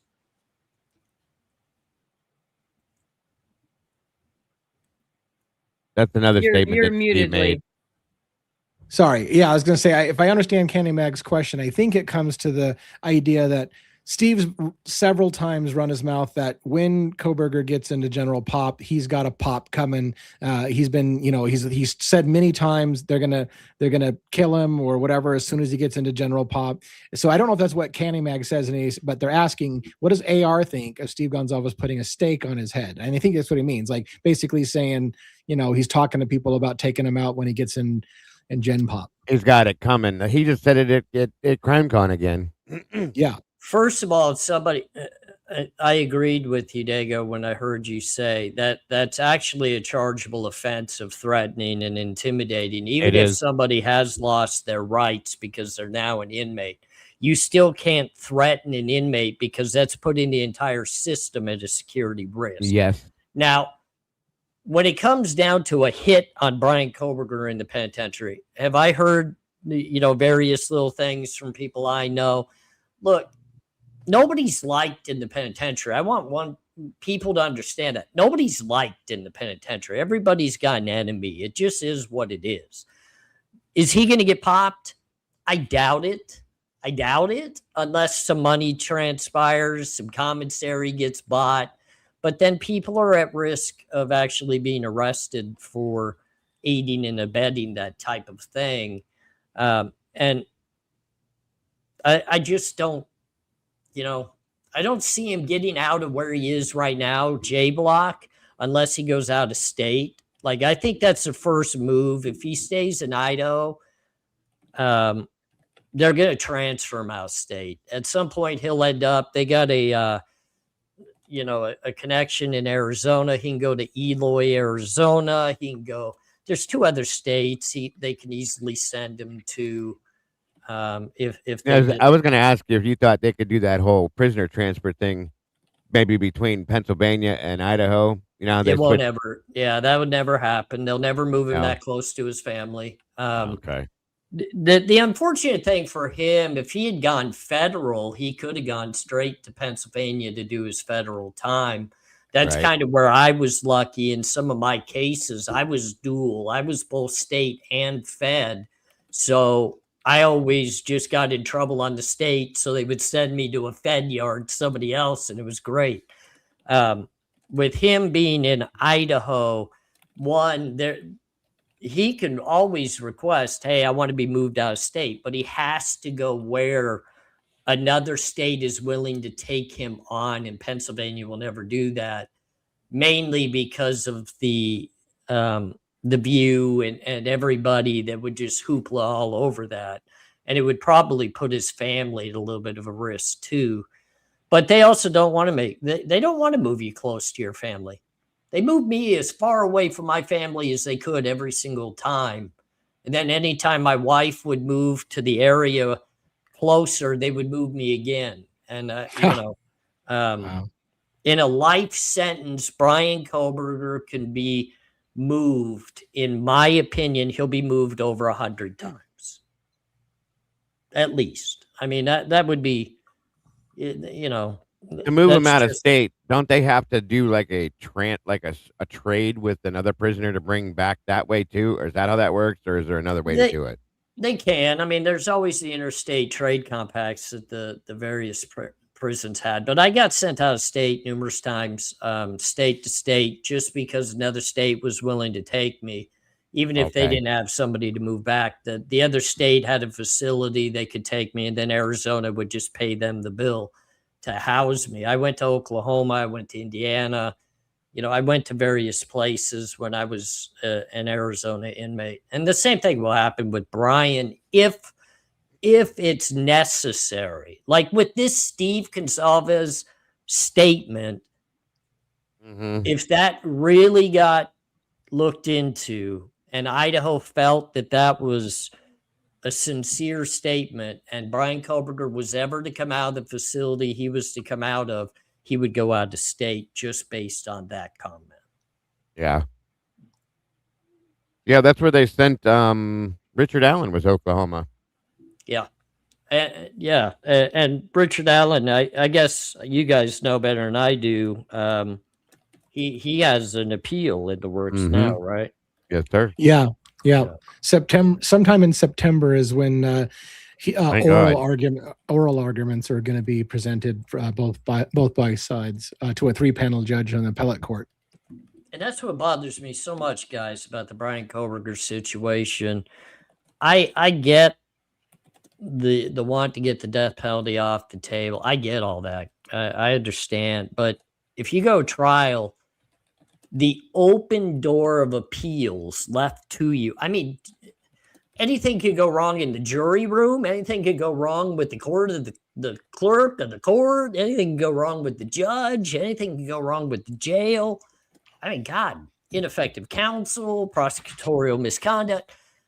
And now, it leaves all of us sitting here scratching our head going, why the hell did you just shut all that down and take a plea bargain to go serve 4 consecutive life sentences when that's literally, if he got found guilty at trial, that's what he would have done anyway. Thomas Creech has been on death row in Idaho since 1983. They've attempted to put him to sleep numerous times, complete failures. And now it's going to be a stay of execution probably for the man's rest of his life. And he's been there since 1983. I know people on death row in Arizona that have been there since the 60s, the 70s. And that's a state that loves to put people down. And I have one of my really good friends is on death row in Arizona, and he laughs. He's in appeal like 950 right now. And, he wrote me a letter the other day saying, and they think they're getting death out of me. They're never, he's going to end up passing of natural causes before he ever got put to death. So I'm still baffled by the decision. I look at Ann Taylor, I look at the defense team, and I just kind of shake my head and I say, what the hell were you thinking? AR, hold on, bro. I don't mean to interrupt you. Lucy or Jesse or anybody, get rid of that 420 Angel person like right now. Please. They're talking shit to people on both sides and disrespecting everybody in here. Just remove them, please. There's no need for any of that. Nobody was bullying anybody. Nobody was being ignorant. You came in here talking the way you were. Esty said something to you. Lucy said something to you, and everybody was being nice to you. So you can go away now. Bye-bye. Have a good day. Yeah, we're not going to put up with that on either side. So you don't have to come back here either. Go ahead, Lucy, or Jess, or any of you. Just do what you got to do. Did I bring some amazing people to the crowd? No, it ain't you. It ain't you, bro. I'm not going to have anybody disrespecting any of the moderators in here at all on either side. So just have a good day. Let me tell you, I got some really amazing people that love to leave comments in my section too. So I get it. It happens. People need to realize, even if we have disagreements, even if we have people within our communities that don't like the other person in another community, we don't have to be negative or rude towards each other. We don't have to be what I deem to be assholes. Not at all. And if you guys ever came to Vegas and I'm healthy and I'm here, I would love to meet up with you. It's not even about true crime. We're all human. We're normal human beings. I'd love to shake hands. I respect what you guys do. And people want to make it out as if we dislike or hate each other. And I have no ill feelings towards anybody. No, it's not like that. No. We're adults. We're grown adults. That's not how this works. We're allowed to have I might not agree opinion. with what you guys say, but that doesn't mean I don't like you and I don't come to support you. That's right. Everybody has their own ideas and feelings about things, and that's okay. Yeah. And that's why I'll never understand some of these guilters per se that have to go out here and try to go personal on people and just because they have a difference of opinion. That's right. Yeah. That is so elementary school to me, and it's so ridiculous. Like, I've had differing opinions with multiple people.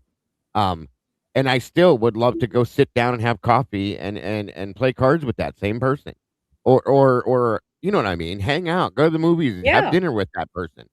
People are people, folks. We're all we have, folks. There's no reason to disrespect people. Oh, that's a stupid person. AR's dumb because he said this, or Dago's an idiot because he said that. No, we don't do that to each other, you guys. We're grown adults, okay? You guys can do that to each other.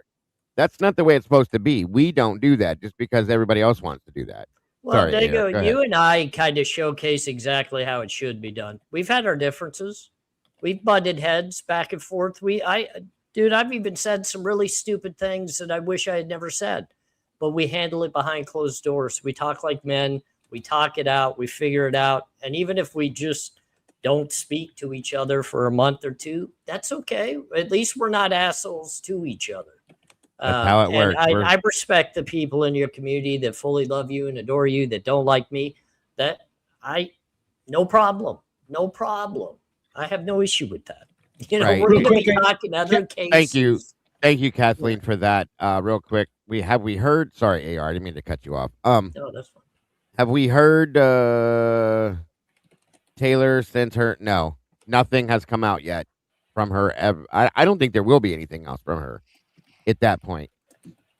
And you know, I think a lot of people expected when all the stuff started popping up with Cy Ray that maybe Ann was going to make another statement. Nothing as of yet. So now, I don't know. Cy Ray, I just guess I'm not so much in the loop. Is he supposed to still be on with Custody Queens? July 16th. July 16th. Yeah, thank you. It'll be pretty interesting to see. Well, you know, there's rules that go with this one. There's no and I'm curious because I said this on my channel too. I said the rules are there's no talking about Idaho 4. Well, okay. What I'm gonna watch is the chat disappear then, because if there's nobody if they're not gonna talk about Idaho 4 and nobody in the chat can ask questions about Idaho 4, do you think the chat's gonna stick around for that? Because the book that he wrote, don't get me wrong, it's not that it's not interesting, but there's very little in it about the Idaho 4. Okay, there's pieces of it in there, but not a whole book of it. And it's kind of a textbook type handbook thing for law enforcement, you know, attorneys, whatever you want to call it, about what he does. So if they're going to talk about that and they don't talk about Idaho 4 or anything like that, what do you think everybody's in there for?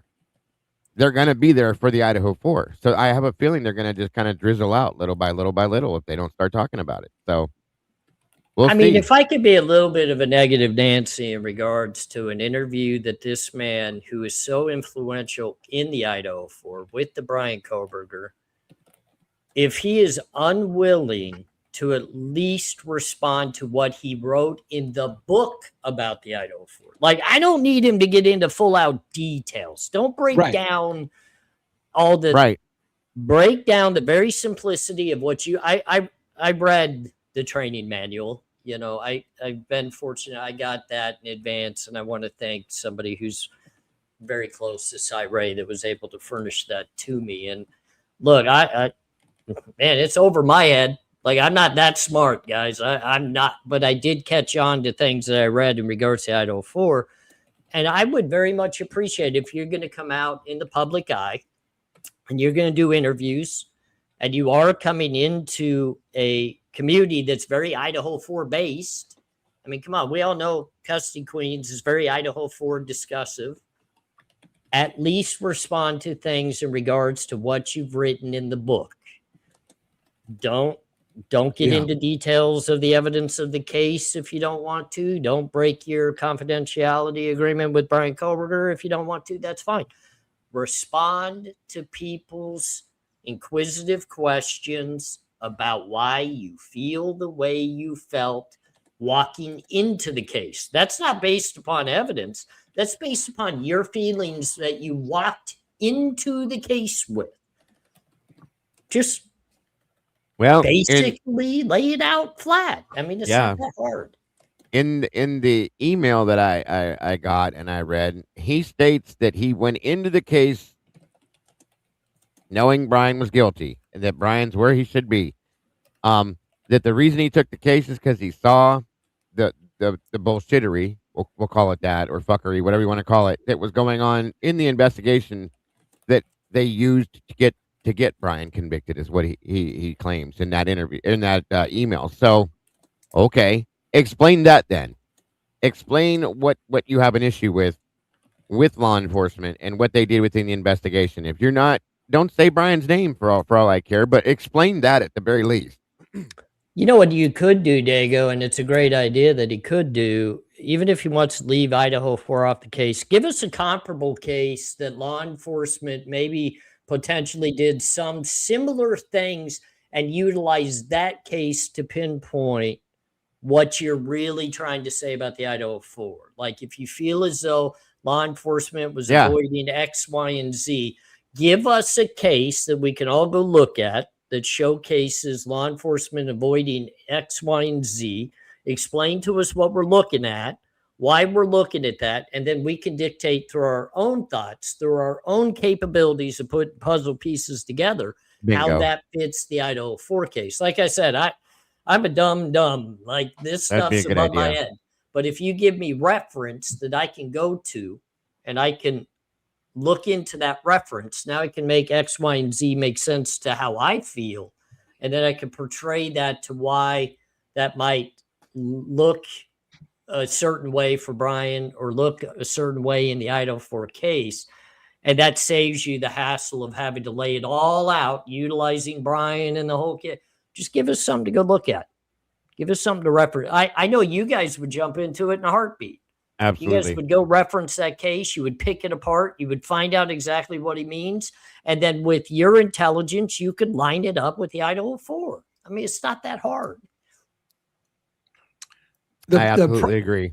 The problem with Cy Ray in that regard is he's testified in something like 500 cases every single time for the prosecution. In my opinion, Cy Ray is the kind of guy that believes everybody accused is guilty, and he always testifies for the prosecution. It's weird that he even decided to come in on this thing, and his attitude has basically been, I think it's the right guy. They got the right guy, and he's where he belongs. But it doesn't excuse you doing something illegal to get him there. And I don't believe that the ends justify the means. So yeah, right guy. Hope he doesn't get out. But I also am not going to stand by and let you lie about how you got him, because you didn't get him the way that you said you did. And so that's kind of his weird stance. Is once again, everybody who's accused is guilty. He's guilty as well. But some people in law enforcement did some shady shit, and I don't think that's right. So I'm going to say something. I just hope he stands on it. Dago, and I'm sure you agree. I didn't mean to cut you off. All right. And I'm sure everybody will agree. This is not the first time he's seen something in the case that made him feel this way. It might be the first time he jumped on board and came, like to the table, like he did for Brian, meaning he had to come on the defense side of things. But I'm telling you, even on the prosecution side of things, when he came into a case, I guarantee you he had to consult the prosecution or law enforcement of errors they potentially made that made him feel a certain way that they had to rectify. Otherwise, he would have never even have been brought in or stepped into this case. A good point. It makes you wonder because there's no, in my opinion, there's no way Ann Taylor would have gone to Cy Ray to testify on behalf of her client, knowing his history, which is 100% always for the prosecution. So it makes me wonder, did Cy Ray reach out to her when he saw something? Like was Cy Ray sitting from the armchair and saw something and went, oh, fuck no, and called her and said, by the way, there's no way they did what they said they did. I know how that works. The way he said that in the interview, it almost sounds that way, Lee. And real quick, let me say thank you to Kathleen Bell and Kat K for dropping memberships. Welcome to Johanna Jansen and the Baxter. Welcome to the sauce and the family. We appreciate you. Thank you, Kathleen and Kat, very much. Love you both. That's basically how he stated it, though, in the email that he sent out was what you just said. So, it makes you wonder for sure. Did he? He said, "I took on this case knowing that Brian was guilty, but for this reason." So, I mean, maybe we'll see. I don't know. Maybe he'll drop a bomb when he's in with the Queens and say something that is completely off key that will explain that. I don't know, but I believe that what Hitler did to him that day in that court was pretty negative in his life, I guess you could say, for his career.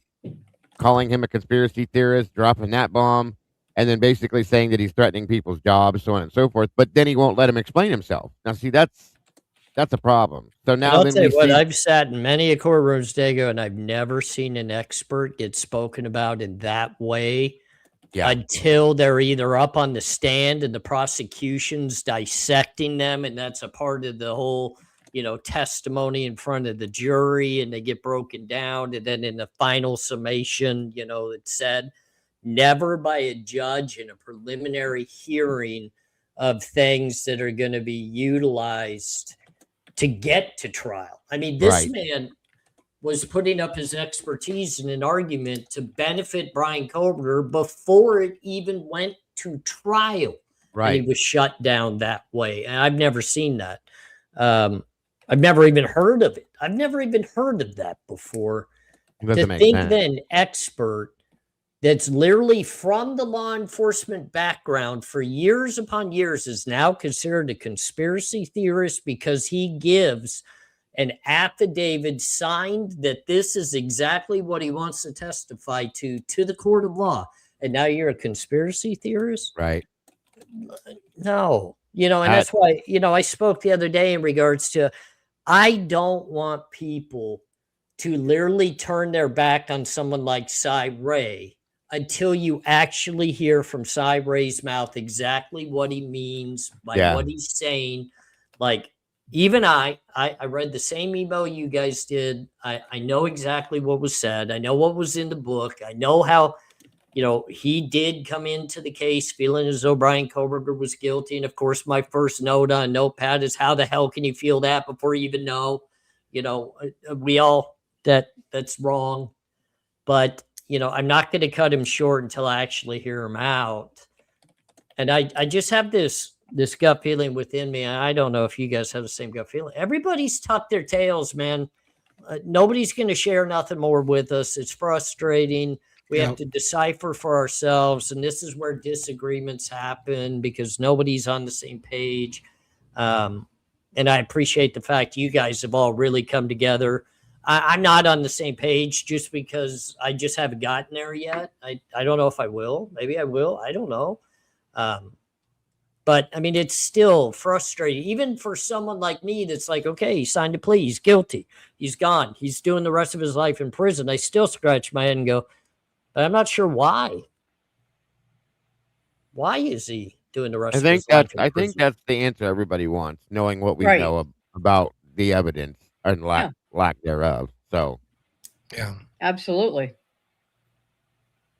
And asked, the answers are important. I mean, people have to understand this case is important for many, many reasons. And not just for this case alone. I mean, this case, all right, we've had legislation passed now because of this case. What is that legislation going to, are other places now going to pass that same legislation? Yeah, I mean, that's a crazy question. To answer this question real quick, and first I want to say hi to Leslie and Billy, one of my favorite people on the whole entirety of YouTube that I've been able to mingle with. But in regards to getting Brian's phone calls, you're not ever going to get them. I mean, unfortunately, something is so long. I've tried, guys. Like, because I've done so much prison time, I know what you could do to get people's records. I know what you could do to get their commissary. I know what you could do to get the money on their books. I know how to do all that stuff, guys. And I cannot, for the life of me, get them to release one thing that is normally released on any level. I can't get phone calls that Brian makes. I can't get emails that Brian makes. I can't. And I'm not even talking about getting any of the legal stuff. Like, I don't want that stuff. Who's he calling? Like, did he call mama? What was that conversation like? Who's the little girlfriend that's on his phone call list that was approved for visitation? I want to know that. You know what's interesting is when you remember Stephen Stern's AR with the Madeline Soto case. Okay. Yeah. We got his phone calls way back when, before he took his plea, anything. Okay. Between his parents and him, we got all of them repeatedly. So I don't understand. That's the point that I was making. Go ahead. Yeah, I had people getting mine when I was incarcerated. People wanted to know what I was spending on my commissary, especially the people that I owed money to in restitution. They wanted to know, like, why are we not getting any money? I know people are putting money on his books, and they were trying to figure out whether it was going on my books or somebody else's books. So they were trying to get my phone calls to see who I was telling to send money where. I mean, all that stuff is typically fully available. It's not hard to get. Look at the all the stuff that's with Wade Wilson that's coming out. I mean, everybody's got stuff on Wade Wilson. Jodi Arias, you can get everything about Jodi Arias. You can't get anything about Brian Kohberger. I've been shot down. They literally told me, it was a couple of months ago. They said, "Oh, we don't give felons information." I'm like, that's not true, because a lot of felons got my information. So don't tell me that. That's Yeah, it's wild because there's a lot of cases where phone calls are released and all this other stuff is coming out except for this one. And it's just something about that is interesting to me. That's all I'm going to say. I'm not going to go into it any deeper as to why, but I've covered multiple cases where we've looked at phone calls and listened to phone calls from prisoners to family members. The Richard Allen phone calls were all put out and released. All of that stuff, we got all of it, but not in this case. We can't hear nothing that Brian's saying to anybody, which is I've been shot down on everything I've tried. I've tried to be the breaker of news on certain things, like, hey, if I can get this before everybody else, I can break this. Oh, it's going to help me. And that's like I get shot down. I don't want to talk about it. Right. It is wild. It is definitely wild. Smiling Sleuth said, AR, do you think Brian's truly incarcerated? Well, based on what you've said already, I'm sure you do. Well, I know for a fact he is, guys. I know what cell he's in. I know for a fact he's incarcerated. Yeah. Good stuff. Good stuff. A lot of good questions. Lucy made a good point, Lee. I don't know if you saw that. You back there, it said, sorry, I didn't mean to cut you off. No, go ahead. Go ahead. She said, let me find the damn thing. The statement makes a lot of sense. Where the hell did you go, Lucy? Where did I just saw it. Anyway, she said, first and foremost, we know how many lies have been told via the government in Latah County and the police department and all that stuff, okay? And then going forward with that, she said that she believes that the truth may be in the lies. Yeah. Which is, think about the way she says that, though. That's an interesting point. Where the hell did it go? I can't find it now for you to pull it up. It's fine if BK wants to say that he's the guy, but it didn't happen the way the state's factual basis claims so. Why is everyone lying? That was part of it too. That's another thing. That's huge. Anyway, what I just said is what you said, and I think that's a good point. There it is. Thank you. That's why I'm wholly convinced the fastest way to the truth is through the lies. Think about that for a minute, you guys. That makes a lot of sense.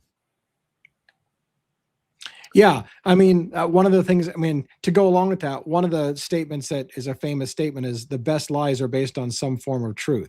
So when you hear what you know is a lie, it's usually based on something that's true. It makes it easier to keep your lie straight if there's some truth to it. Every lie has some truth to it, right? Yeah. And so if you know how to read the tea leaves, then you can see the lies and go, I bet you the reason why you're saying that is it's really this. But can you prove that at the end of the day? No, you can't prove it. You're just, it's just one of those gut instincts. Like I can see where you what you actually probably know based on the lie that you're giving. But yeah. A lot of absolutely. And somebody did reach out to me, and I saw it here in the chat too, and they had a great point. They said, well, the FBI must have had something because Brian caves so fast. And I kind of thought back to myself, I've presented many a times throughout the entirety of this case. I always felt like the FBI was the actual leader of the case, and then Moscow, Idaho, and everybody else involved was just kind of puttering along to try to make it, hey, look at over here. This is the actual case, when the FBI was breaking every rule, everything that they could over there, and they had a case. But now, that's a sad thing, and that's the hardest thing to accept. When Brian Kohberger took this plea, evidence no longer matters. And I'm not saying that like that's a great thing, because it's not a good thing, because you can never get the answers you need to fully understand that this case maybe legitimately was solved because it was never answered. But I think in a situation like this, the best way to resolve this problem is, even if someone does take a plea bargain in a high profile death penalty case, the prosecution still has to put on their case in front of a jury. Even if it's just no defendant there, it's already sealed, he's already found guilty, it's moving on. That prosecutor still has to be able to step up and show reasonable doubt. You still have to prove it. Give us your case, give us the evidence, give us what you got. Otherwise, maybe we got to pull this plea and actually release this guy. Maybe he's not guilty. If you can't prove it, maybe he's not guilty. And in this case, I mean, it's a showcase. Man, it's just the oddest thing in the world. No evidence that could really even prove someone like me. I'm one that looks at, like, a criminal is a criminal. And if they got you, they got you. And if you pled guilty, they got you. It's got to be something. And I'm shaking my head going, I don't see nothing. I don't see anything. I see a kid that literally just said he did it. That's it. That's what I see. And if you can't prove that, that's pretty sickening to everybody in your community that wants to know what happened. Moscow, Idaho deserves to know what the hell happened in their community. But you literally have a defense attorney who interviewed the Gonzalez's at CrimeCon saying, well, the truth is people don't plead guilty to things they didn't do, especially not for murders. So that was a defense attorney's literal words out of his mouth. People don't plead guilty to things they didn't do, especially for murders. So he has to be guilty. And I think it's the most asinine thing a lawyer could say. Yeah, especially a defense attorney. I mean, I struggle with it, Lee. I struggle with it, and I understand people's frustrations. Do innocent people plead guilty? Yes, they do. They do. I never have. Trust me, I tried to run from everything I did. I was never going to say I was guilty, and unless I was. So, but people do. I've been incarcerated. People that do. I've never been incarcerated with somebody that took 4 life sentences that said they did it, or maybe they did. I don't know. Nobody ever spoke to me in that way. But, it's just something rattled somewhere in Brian's head to even accept that plea agreement. Yeah. And coming from a criminal's background, from where I've had to contemplate on whether I wanted to risk it, go to trial, or not risk it, a lot of things like, where am I going right now with the case? Do I feel confident that I have a chance? And if I don't feel like I have a chance, why is that? What is it that gives me the feeling I don't have a chance? And if I put myself into Brian Kohberger's position, the judge would give me the feeling I have no chance. Hitler, if I had to go in front of Hitler, I'd be pleading guilty to get the lowest amount of time I could, because that guy would destroy me. And I think that he was doing everything to defense to destroy them possible. And I think Brian Kohberger felt every minute of that. He sure as hell did when I was in the courtroom with him. When I sat behind him in the courtroom and I watched what happened in that courtroom, that entire defense team felt the brunt of everything Hitler was saying. And it wasn't fun to watch. As an ex-criminal, I was like, damn, like, seriously? Not one thing went in Kohberger's way. Not one thing. Even me, guilty as hell in all my cases, I had something going my way, and Kohberger didn't. Do you think his parents may have been threatened, AR, possibly? That, that's a reach, because, the thing about it is, if that's the case, they have their, their protective attorneys behind the scenes. Right. They have ways that they can utilize that and still be protected. I mean, in this case, how can I say that it's impossible? I think in this case, anything's possible. It is. If you're a quadruple homicide of college kid suspect, your parents are probably being attacked on a daily basis, verbally, through email, phone calls. Anytime you go to the store, you can't live a normal life. So is there potential that it could go to a next level? I would think so. I would think it's possible. I'm not going to say it's not. My parents were threatened, and they didn't even talk to me in half of the times I actually committed crimes. And my parents took more punishment than I did. So I would 100% believe Brian Kohberger's parents were shredded apart. I mean, look at Steve Gonzalez talking about their flight schedules. Right. And how that could potentially be a part of the crime. They helped Brian. They knew he did it. They got him out of town. Come on, people. Really? Those are two good people. Yeah. And Those to are two answer, good people. I agree. His family, I think he comes from a very good family, in my opinion. To answer Miss Girl's question, yeah, he did say in that email why BK took the plea. He said they forced it. So I said that the defense forced the plea. If I remember correctly, in fact, I can go back to that point and look at it again real quick. No, that's exactly what he said. Is the defense put enough pressure on the prosecution's case? They forced the hand of the prosecution to go ahead and fall into line with the plea bargain. Guys, if this case was rock solid for a death penalty case, and you're gonna risk it all to go to trial for death penalty, the prosecution should never be put in a box to have to plea bargain. Agreed. Lee, do you agree with that? I know you're up there. You're quiet, Lee. You got to get it. You talk 100 miles an hour, and now you're silent. Get in here, man. I'm showing respect, man. I'm letting you do some talking tonight. I talk every night. I mean, yeah. I feel just like you said. They meaning if that email is correct, Cy Ray said that they forced the prosecution in. And what does that mean? That means to me, what they convinced the prosecution is, you may lose this case if it goes to trial, which to me means you're, in my opinion, Ann Taylor's not working in the best interest of her client, unless her client specifically said, do anything you can to get the death penalty taken off. And so that was in his best interest. But in his best interest isn't saying, hey, by the way, you're going to lose this case, so you better take some kind of plea deal because you're going to lose. How is that in her client's best interest? Going to trial and letting them lose would be in her client's best interest. But instead, it's like, hey, you're going to lose this. We should settle now. The only way that makes sense, if it's in your client's best interest, is Kohberger asked her, please get death penalty taken off the table at all costs. And the only thing I can think of as to the reason why that could happen is and I said it a long time ago, if his mother said, if he loves his mother, which I believe he does, and if his mother was pleading, don't let them kill my son. If you take the plea deal, at least I can talk to you and we'll have a communication and it'll be better than nothing. But if you go to that trial and they convict you, they're going to kill you and I'm going to lose my son. And so did that touch him? And did he say, you know what, for you, Mom, I'd rather spend the rest of my life in jail than run the risk of them killing your son because he didn't want to see his mom lose. Is that a possibility? If he thought that was the way it was going to go, they're going to kill me if I go to trial. So I'll take the plea deal and at least we'll have something. Right. And to fully answer your question, Mitch Girl, he said in the email, it is completely possible for both scenarios to exist here. Brian being guilty and the investigation being corrupted. And this is why there was a plea.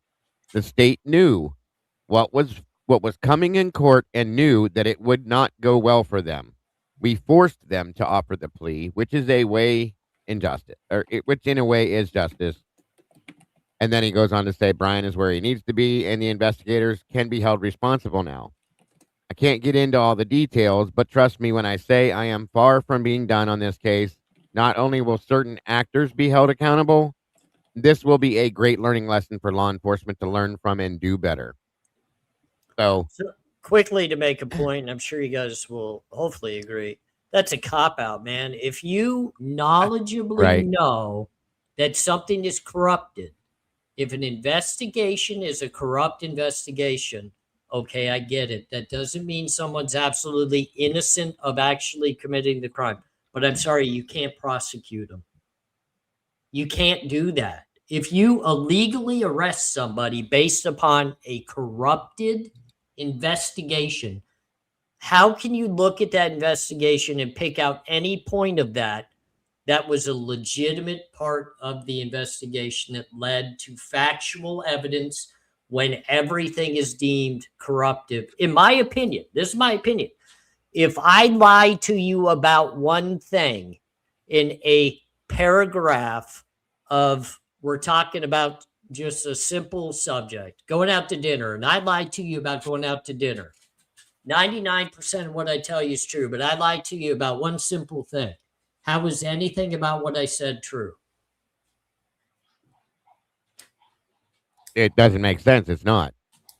Because you're still going to think in your mind, well, damn, dude, you lied. That's what you're going to notice. Yeah. So in an investigation, from what I've experienced, and look, I want to do a video about a time. I mean, it's kind of a scary video to do because it does involve my wife in the video, but I was charged with forging checks and cashing them at the bank.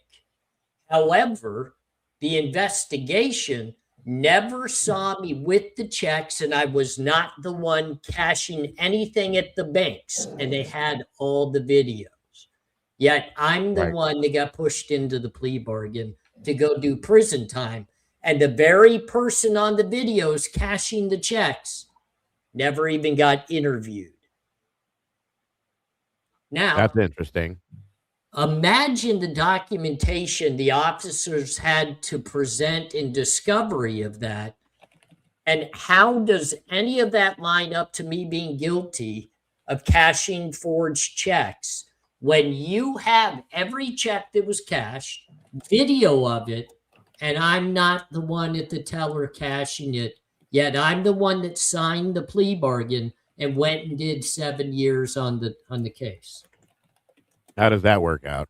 And how should the investigation and the prosecutors all answer questions about that one? Yet nobody will ever push that issue, right? So that gives me the idea of Cy Ray's calling a corruptness within the investigation. It makes me think back into mine. Well, how could any part of the investigation be right or real then? Exactly. One piece of corruption throws the case out the window. And I don't know what Cy Ray expects us to do. Like, I agree with the concept the ends does not justify the means. Yeah. But if his opinion really is, and I have to keep saying if, because I keep going by third-party information. I haven't seen it myself. I need to see it myself. But if it was legit, then his attitude is he totally did it. He's where he belongs. And I believe that if he gets out, he's going to kill again. So therefore, you basically are saying the ends do justify the means. Like, I still want people held accountable, but he should stay right where the fuck where he is, even though they did it wrong. And he wants to have his cake and eat it too. He wants Kohberger to stay in jail where he's at because he is the killer and he will kill again. But he wants other people to be held accountable. And I don't know how you do it both.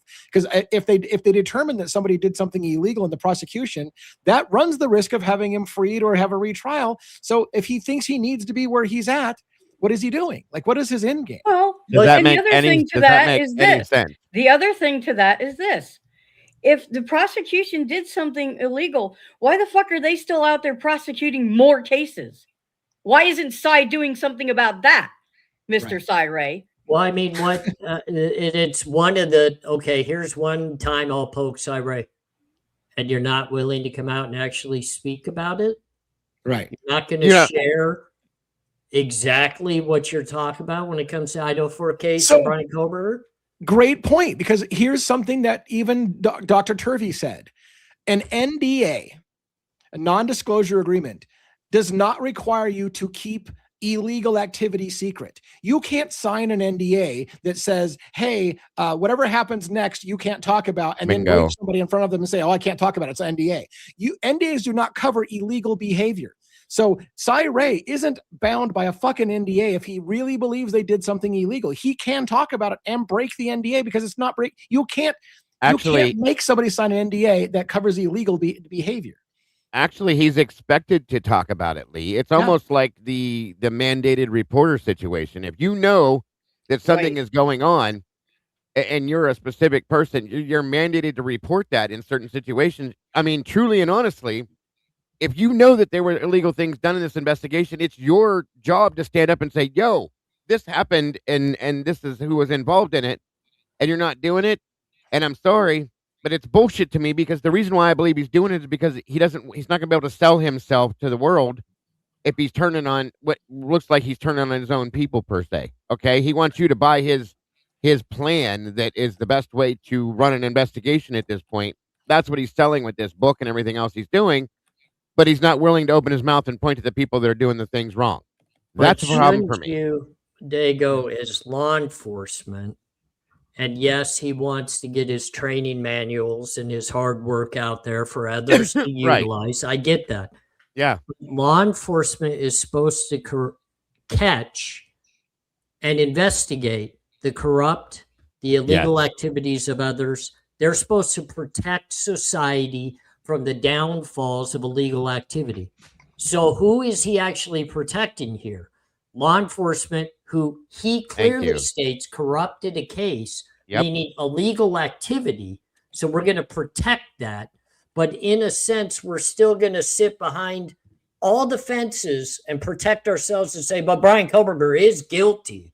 We just forced the hand that he got a plea deal, saving his life. He's guilty. But law enforcement, we're going to shove that under the mat and we're going to teach you why you shouldn't do these things. No, no. I'm going to say the most critical thing about Cyril. I'm going to say the most critical thing I think he's doing. If I was going to say the most critical thing I can say, and a guess, he's defending his software and his career. He doesn't want to be perceived as the conspiracy theory that Hitler told him he was. So he's going to I'm going to prove to you what I said was correct because I'm going to go on as selling this software. I'm going to go on being an expert. I'm going to write textbooks about it. So I can't go on the record of I was full of shit. I'm going to prove to you I was right about what I said. It's more about defending his future, his software and his expert testimony, because he's been labeled a conspiracy theorist. So now his ego is on the line and his reputation is on the line. He has to prove everybody I was right on what I said.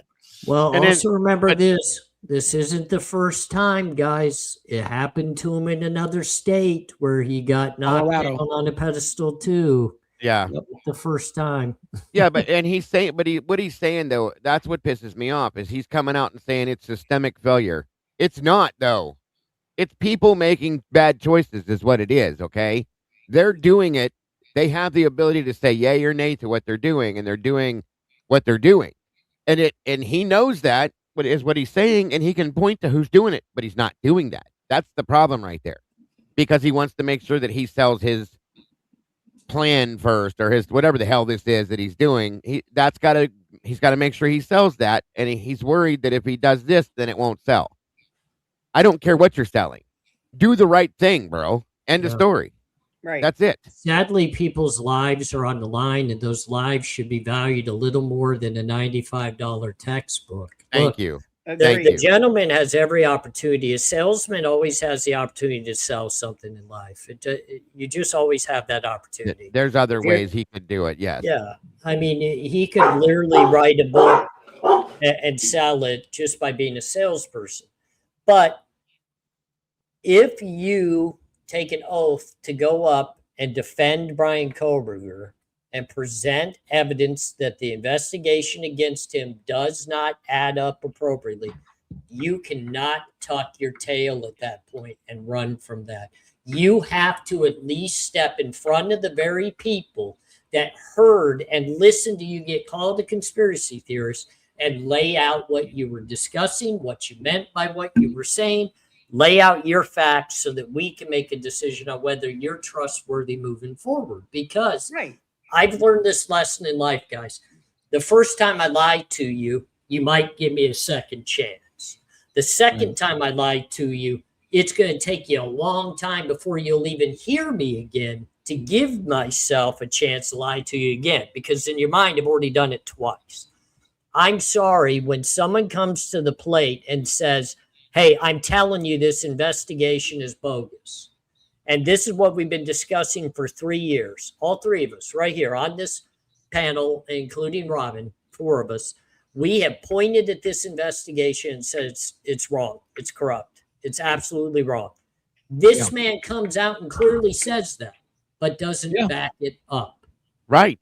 That's what you can't tell somebody, there's yellow snow outside, and then expect them to just believe you when you walk in. Don't step in the yellow snow. It's right outside the door. But then when they walk outside, there's no yellow. Prove it to them. Show it to them. I know that was a dumb thing to say, but the point, you guys know what I'm trying to say with that, though. Just, okay, you're not going to make the statements you're going to make. And nobody should ever make these kinds of statements, okay, without making that proof positive. You know, it's right there.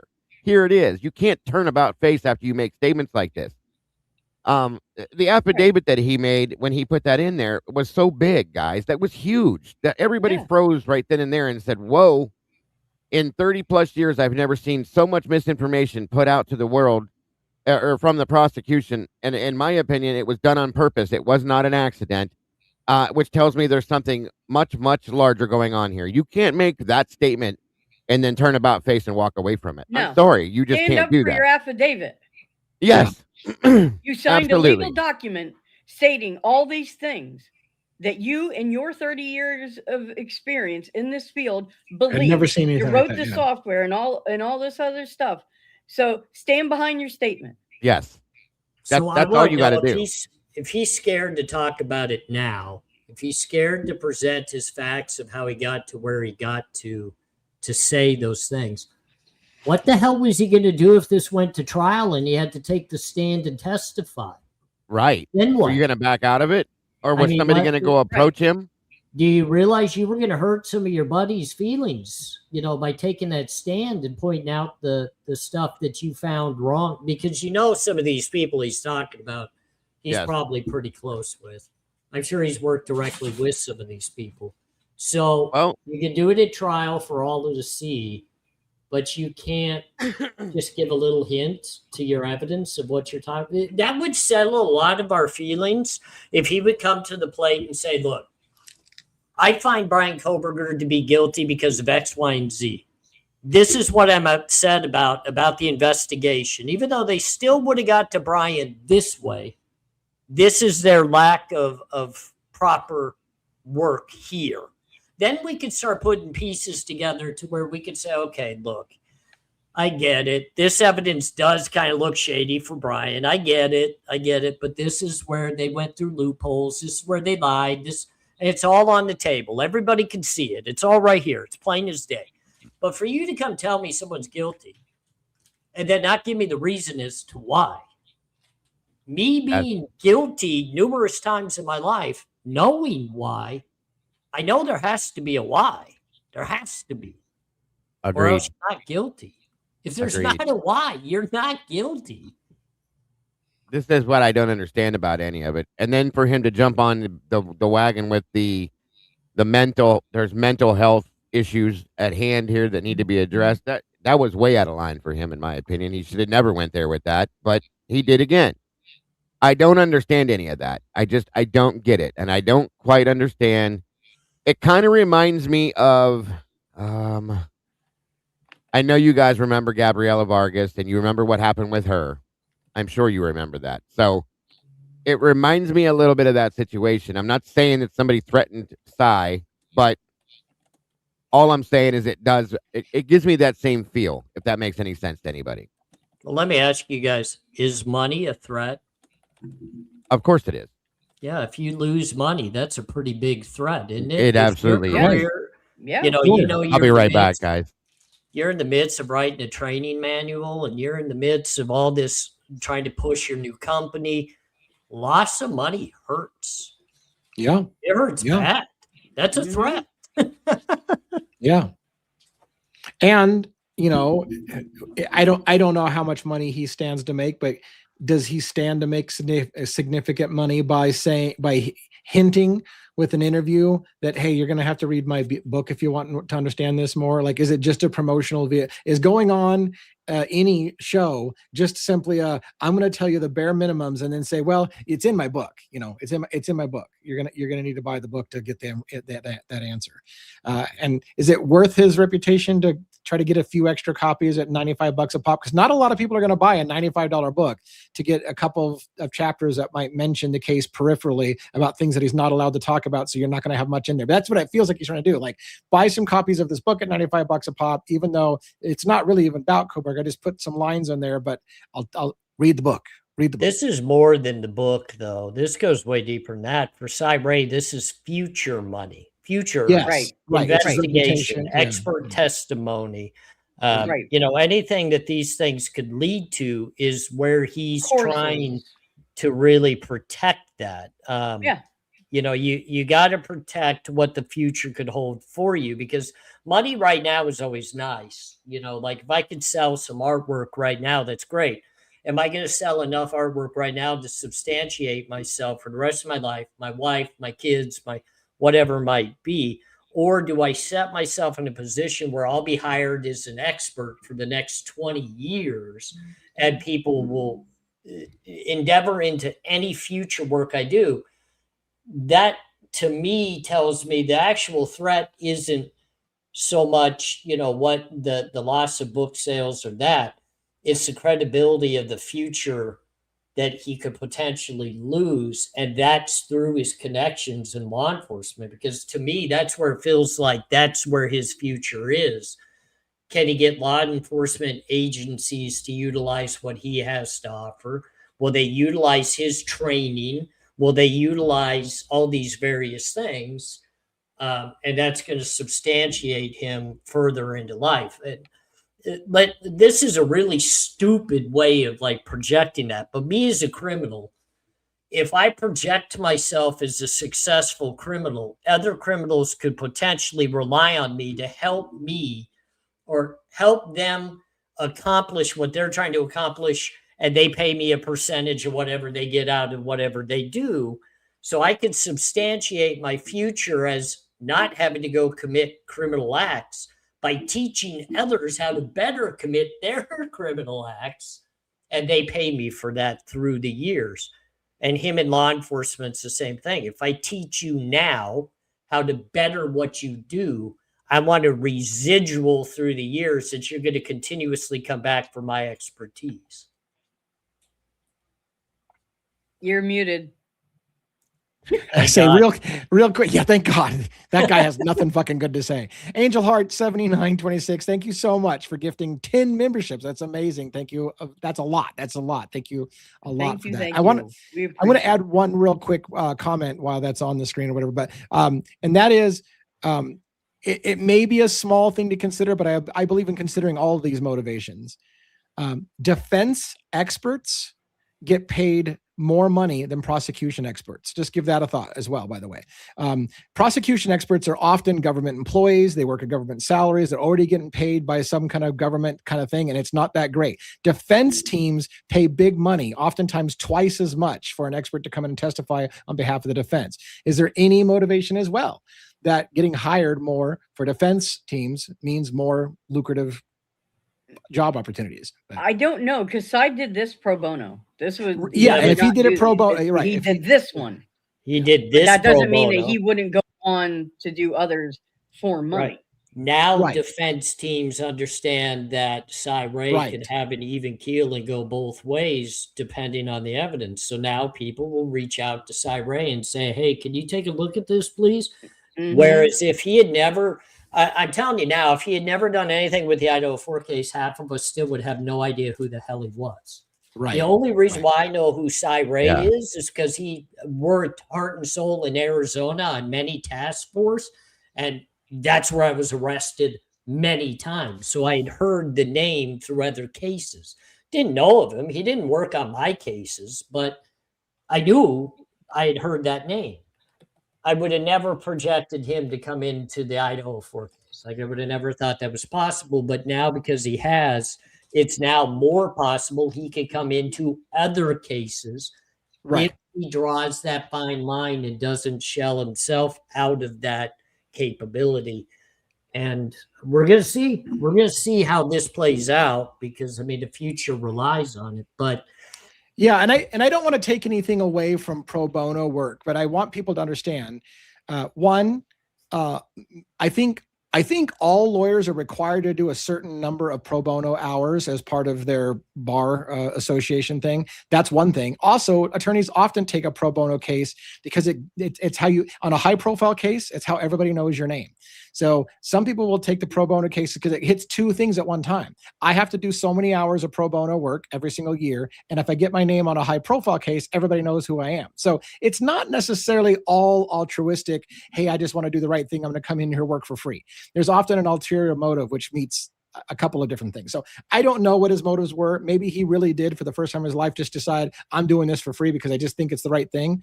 Or it could be a calculated move of, everybody's going to know my name after this one because I'm in the Kohberger case. Well, kind of a ha-ha. I did a lot of pro bono criminal activity in my life too. I was just trying to get my name out there with, a few documents. That's awesome.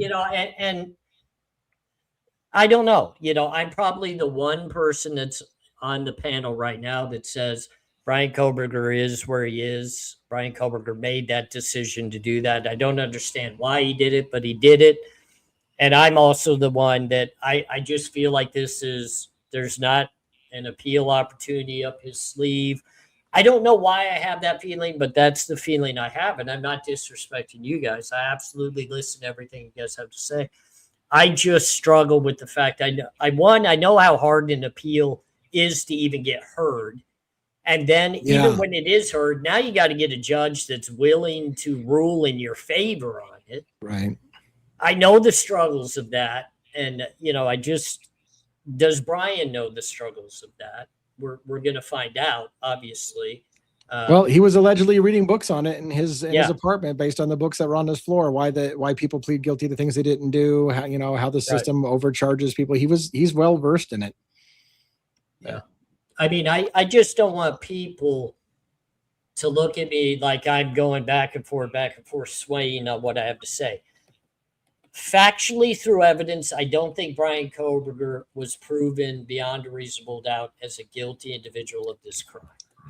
I don't feel as though the trial would have gone as smoothly for the prosecution as many feel as though it would. I know circumstantial evidence carries weight.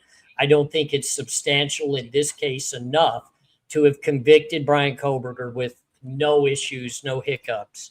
So I, however, have a problem when I watch Brian Kohberger with my own two eyes, out of the shock of it, step to the plate and take a plea bargain. And I remember this quite well because I was doing a live literally the very next day with Lucky, our good friend, Unfiltered Lucky. I had a live with him the very next day. And I exploded on that live about how disappointed in Brian I was. And literally I lost about 2,000 subs. I lost Lucky some money in his live. I mean, him and I had a discussion that we had to put it on hold for a while because I was so disappointed that literally the plea bargain took place and I didn't understand it, that I just jumped ship. But I want people to understand that evidence-wise, I don't see the connection or the guilt. So let me ask you real quick then, since you said that. Do you think, I guess I should say, in your heart of hearts, do you think Brian Kohberger did this? I think he absolutely had a part in it. I don't know what the part is. And that's I've lost a lot of nights of sleep because, as you guys know, we've been covering this a long period of time. I don't know if he's just the driver and he dropped somebody off and picked him back up. The cop said, we're looking for a white Elantra with occupants in the car. Okay. You're looking for the getaway car from a quadruple homicide with occupants. That rings a bell in my head. Like, you would have just said, we're looking for the individual driving a white Hyundai Elantra at this time. And you wouldn't have put out a stock photo. You would have put out the actual photo of the damn car. No, he actually said, we want to speak to the occupants of that vehicle with the S on the end of it. So, yeah. Yeah. There was occupants within that. I don't know who the occupants of this case are, and I have a huge bone to pick because I did watch content today from Mr. Pav in regards to Native Americans interacting and being a part of white prison gangs. And look, guys, I've been deep down in this. Like, I know what's real and what's not real. And when I hear occupants in a cop statement to the people, they're looking for people, not a person. Yeah. And Brian comes across to me as not social, not having a lot of friends. So was he a driver? Is that somebody you call after the fact and say, hey, dude, bring some of those cleaning supplies. We'll give you $1,000. Right. And I made a big point that if Kohberger's car is the car you see leaving at 4:20 and arriving a little bit before that 4:07, I made a big argument. That driver, in my opinion, never got out of the car. He parked behind there and he waited till somebody came out of the house and got on. The driver didn't get out. And I base that on no dogs bark until somebody leaves at 4:17. He arrived at 4:07, the car supposedly. If that really is the car arriving and they didn't fuck with the timestamps, the car parks back there and waits to pick somebody up. He didn't get out of the car. The dog didn't bark until somebody left the sliding glass door at around 4:17. That's when the dog goes nuts. That's when he gets in the car and that's when they speed off. The driver showed up and never got out of the car, in my opinion, based on what I would theorize. So yeah, is there a scenario in my mind Kohberger was the getaway driver or whatever, and that's why law enforcement knows he's involved in the crime and they went, fuck it, we can't get everybody else, but we can at least get the driver because we know he was there. He may not have gone into the house, but he may have been involved. I don't know. But that too also gives me my only reasoning as to why he would have pled out. And it also gives me the only reasoning as to why the prosecution would offer anything less than the death penalty in this case for the one suspect that committed the crime. You don't lessen the death penalty. You don't give life. That's death penalty crime. This is one of the worst crimes. And if you've got the guy, you don't plea him out. My problem with that whole thing, you guys, is the fact that even if he drove, there was no DNA found in that car. None. Well, so I want to backpedal that just a moment. I said I was going to get off the fucking thing early tonight. No, I screwed this up. I'm sorry. Right. God dang it. Anyways, so I want to back that up just a hair. Remember, one thing that I want to keep in mind, they didn't look for certain DNA. They were only looking for certain DNA. So they didn't look for alternative suspects. They wouldn't have looked for their DNA. So a person could have been in the car and their DNA could be in the car, but they didn't look for that. They only had one theory. Brian Kohberger is the guy. So they're looking for Kohberger's DNA and they're looking for the victim's DNA. What we don't know, again, the whole idea is that the killings took place between 4:07 and 4:20 when the car stops at the back and when it leaves at 4:20. That doesn't mean, if that was the getaway driver, that the killings didn't happen for hours, that the killer didn't have time to shower and scrub, done all kinds of things. They could have desanitized, done all kinds of things inside the house and gotten in clean to the vehicle with Kohberger. And again, no one's testing Kohberger's car for an alternate suspect. They're only testing for the DNA of the victims. And if he had time, because it didn't happen in 16 minutes, then they could have had cleanup and they could have cleaned up and somebody could have got, and who knows, like it could have been a lookout that got picked up. I mean, it may not have even been one of the killers. It could have been somebody that was clean, that just was part of the crime scene and was watching and got picked up. I mean, there's a lot of scenarios in which the person could have picked somebody up and not transferred anybody's DNA into the car if they had time. Again, if you do it in the window, there's no way. I don't think you get into a bloodbath situation and have time clean so good that you're not tracking DNA into the car. But I think there was time for a cleanup. I think it didn't happen in the 4:07 to 4:20 window. That's another theory of mine. You also got to think too. Let's just say Brian Kohberger was the car, the driver, not the actual committer, but the driver. Nobody's saying in that sense that he drove the people away from the scene. He's still guilty if he dropped them off at the scene. Yeah. That means that nobody got back in the car. They left some other way. I don't can't think. tell you. Yeah. Like, here's I don't the think the reason car was why involved. we're never going to get the right answers, and there's very simplicity as to why. Nobody's ever going to tell us the motive. Nobody's ever going to be honest about motive. They've got some inkling of why this happened. They're not telling us. We're never going to know. Because if somebody could tell me a motive, I could tell you directly whether Brian did it or not. If you tell me it's X, Y, and Z of a motive and X, Y, and Z doesn't lead to Brian Kohberger, he's innocent. He's gone. He's off. He's out. I mean, the motive, it's huge. And in crime, I'll argue with anybody. I don't give a damn whether you're law enforcement, whether you're a criminal. I don't care what you are. I'll argue with any of you. Every crime committed has a motive. Every single crime has a motive. And I'll also lead it by saying this. Every single crime committed has a lead up to that crime. There is something you can substantiate prior to the crime happening that leads you to that crime. Yeah. Even if it's 20 minutes prior, people say, oh, spur of the moment crimes happen all the time. They happen all the time. Oh, there was something that led to that spur of the moment crime. I guarantee it. Yeah. Guaranteed. See, I agree. never broke into a house. I never went to steal something until I was broke enough to need to go steal it. Yeah, right. That's how it always works with everything. That's a fact. What was the triggering event? Yeah. Right. Everything has a trigger. Yeah. The biggest problem I have with, and I respect everybody that feels like, Brian had some involvement. Everybody that knows me knows I feel he had nothing to do with it at all. But what I want to say, though, is that car, the whole thing about him being a driver, this and that, everything else, he knows some parts of the law. We all know that, okay? So here's my thing. If he was, say, for instance, just a driver, knowing that a death penalty was on the table with this, I would imagine that he would have stepped up and said, hey, I just drove the car. They asked me to take them there. I had no idea what the hell they were doing. I did it, and I left. Why wouldn't somebody that was in that situation take that step? That's my biggest issue with something like that. Well, here's the question I have to go with that, Dago. One, we don't know that he didn't do that with his lawyers. We don't know. Oh, that's true, too. That's true, but too. Another thing I want to know is, when did the discussion literally happen between Brian Kohberger and the defense team of a possibility of a plea agreement? When did that initiate? Right. When did we start having conversation? Brian, this isn't looking good for you. We're trying all these avenues that we try. And I hate to say this, Ann Taylor utilizes a lot of the same techniques in a lot of her cases. She files the same motions. It gets a little old, gets a little monotonous. We heard Hitler say, I need your last best offer. I think it was the end of May, beginning of June.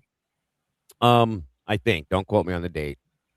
So at least at that point, that was coming at that point. And we did get information going forward now that there was, that it came from the prosecution side, not the defense side. So when he made that statement about that, the prosecution obviously came forward with what they had, probably because they knew they didn't have a case, and bing, bang, boom. But, we weren't there, so I don't know how it actually went down. That's just my guess, I'm saying. So I have a gut could have been sooner. In me, the discussions of a plea agreement had to come right about the time that the suppression of evidence hearings failed, and then the motion in limine hearings was just cake, icing on top of that cake. Yeah. Everything was tumbling downhill. You could see a major difference in the courtroom. When I was in the courtroom, Ann Taylor was just rattled.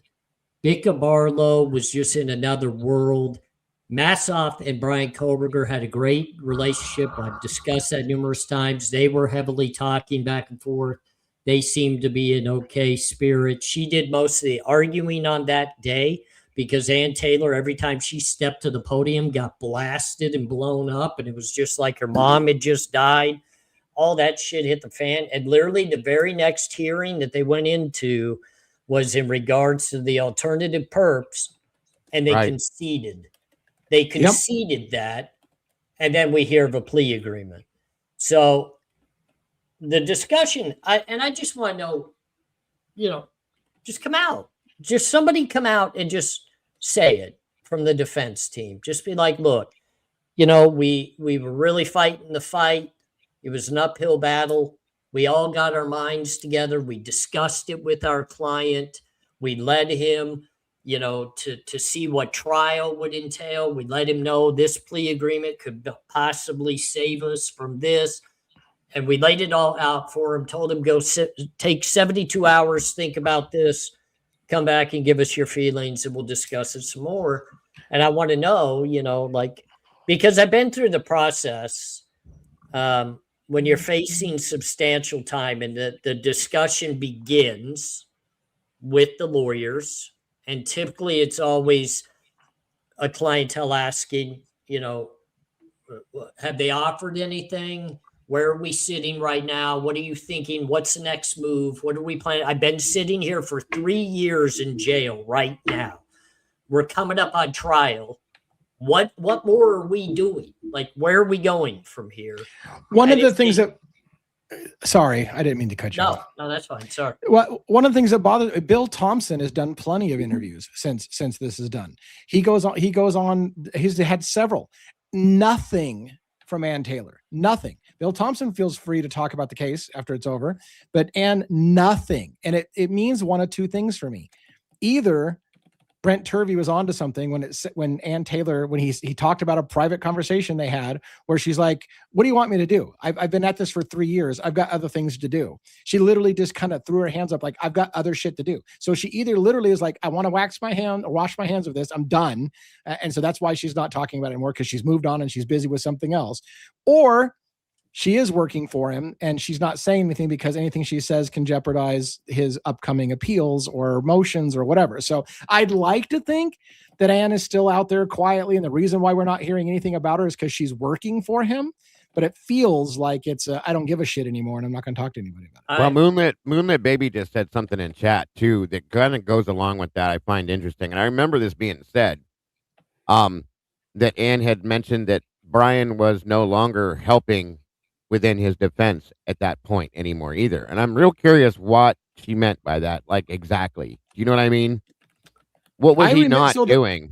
The wording that I remember her saying, and it may not be the same wording. The wording, I remember Ann Taylor saying it. She said it was difficult. They were having difficulties getting Brian Kohberger to assist with his own defense. Right. There you go. So she didn't say he wasn't assisting. They're just saying it was difficult for them to get him to assist with his own defense, which indicates it could be anything. It could be, if he had a condition, right? Maybe he just didn't know how to tell them what they wanted to hear, kind of thing. It wasn't clear.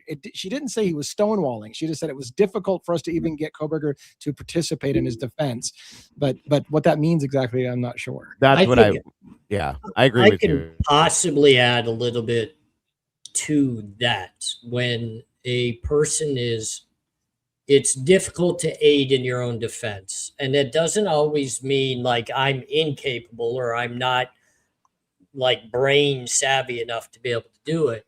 Sometimes when you're a first-time criminal, you got to remember, this is Brian Kohberger's first ever felony accusations, and these are of the highest level. He mentally kind of shuts down. He's been sitting in jail for almost 3 years. Yeah. He's tired. He's worn down. His mom bawls her eyes out every single night, and he listens to that while he's talking to her on the phone. He's in shambles. So when the defense team starts bringing to the table, okay, this is the next thing we got to try. This is what you just kind of look at him and say, you do whatever you got to do. Like, I can't do this anymore. Just pick me up and take my ass to court when it's time for court. Like, And the other part of that equation, though, is Brian is neurodivergent. Right. And I don't believe if you have to get someone in there who can talk to, people on the spectrum like Brian is, if that's what you need to do as his lawyer, then that's what you need to do so that he can aid in his defense. Because he's not stupid. He's neurodivergent. There's a difference. And there's a problem with that, Robin, and I'll give you what that problem is. So let's say Brian Kohberger and his defense team are going to meet at the jail for a law meeting, and they're going to go over things. They're going to go over evidence. Nobody else is allowed in there. Nobody. It doesn't matter what your medical condition is. You can meet with your lawyers and your lawyers only. Now, they can go out of the room and go meet with other people, but those other people can't come meet with you unless it's state approved. Yeah. So the state can have some psychologist or psychiatric help come evaluate you, but they cannot help you in your case or your defense. No, right. And Hitler was already making rulings about the mental health issue. He was already making rulings about the. Well, what I'm saying is, she could ask advice from a psychologist as far as how do I reach Brian? How can I present this in a way that will make him become a little bit more engaged with me in order for me to help him? But now, whether he did that or not, nobody knows. Brian could have also taken offense to something that happened earlier and just said, what do you think? I'm stupid?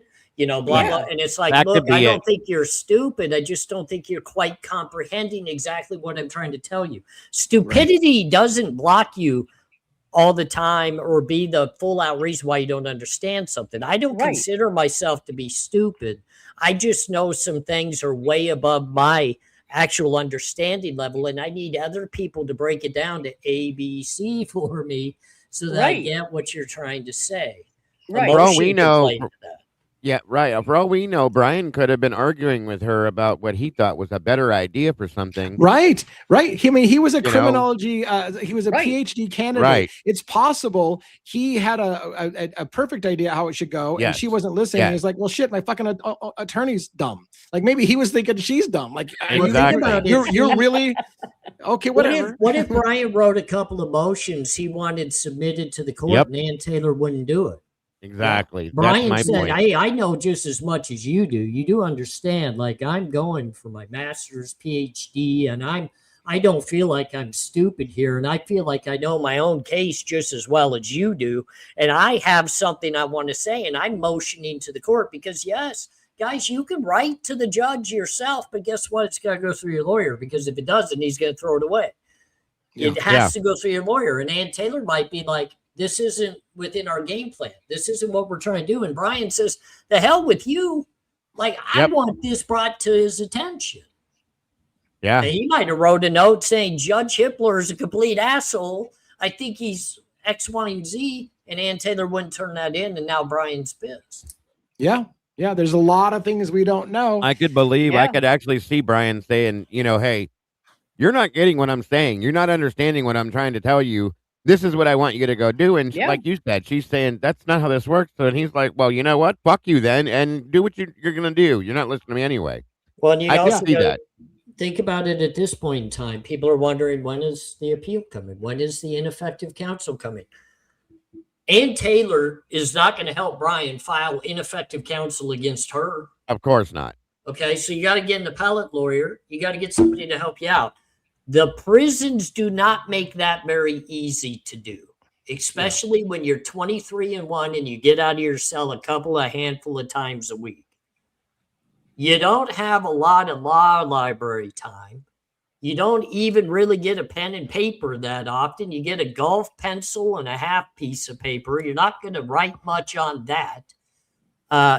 You got to have people out there. And I'm not saying his family aren't helping or aren't willing to help, but you have to have direct contact to people that can help you file these motions if you don't have the law team to do it for you. So he might just be sitting there scratching his head saying, I can't get anybody to help me right now. I don't know what the hell I'm supposed to do. I'm sitting in 23-1 lockdown with the worst of the worst. They're cussing at me every single day. Everybody wants to fight. I don't want to come out of my cell to even shower, yet I'm supposed to find a way to file an appeal. Guys, I've been there. I get it. I went to the CDU unit for fighting so many times just to get off the block. Like, get me out of this cell block. I'll go to CDU lockdown. Get me out of here. Let me sit in boxers for the next 6 weeks. I don't care. Get me out of here. Brian Kohberger could potentially be doing the same thing. Yeah. He went to CDU just a couple of weeks ago for cussing at an officer. People don't know that because it always says your housing unit is J block because they don't mark it on there that you're in CDU unit. CDU is disciplinary. You only go there for a short period of time and then you come back to your cell. So he leaves for a couple of days, comes back. Nobody knows. Right. And Kohberger could have been, there's a million things we can talk about. Kohberger could have been completely looking forward to being exonerated in this case in the first year. And then after it was stretched into year 2 and then year 3, he's exhausted. He's like, fuck it. Everything we do is getting shut down. I give up, mentally checked out. I'm done. You're going to fuck me anyways. Yep. Give me and so he could have just checked out a long time ago. And that could be another reason why it was getting hard for him to work with them. There's no way Brian Kohberger was not mentally, emotionally, physically exhausted, worn out, overwhelmed, buried in everything going on, worried about his family. This is normal every day for people that go to jail and prison. So anybody that tells you they didn't have those scenarios and feelings in their life are full of shit. They're full of shit. I don't care how big of a jerk you are in life. You have every one of those emotions. And now you have to say you did it for 3 years. 3 years. That man sat in a jail cell. Look, I done it, and I'll never do it again. It broke me. It literally broke me. And there's no doubt in my mind, and this is one thing, I don't know if Brian Kohberger is innocent or guilty. I can't tell you. I don't know. Whatever it might be, but I can tell you, I know what he went through in jail. Not specifically how he accepted or handled it, but I tell you, he's broken. I'm telling you, he's broken. Sure. I would imagine so. Regardless of I whether don't he's know who guilty or that not. is. They're asking me about Central. I don't know who that is. Yeah, they're a group like the Innocence Project. They were part of the book Framed with John Grisham. They had a big part of that, talking about convictions that they help overturn and stuff like that. It's a lot like with the plea agreement. The only way Brian Kohberger is going to really get the help he needs is buku dollars. He won't get anything pro bono. He just won't. I've reached out to a lot of people just because I want to feel my own self. I just want to know something I'm talking about, make sure I feel confident in what I'm saying is. And everything I've gotten back is he better have buku dollars. Yeah. There's no pro bono, nothing coming in on this. That plea agreement squashed it.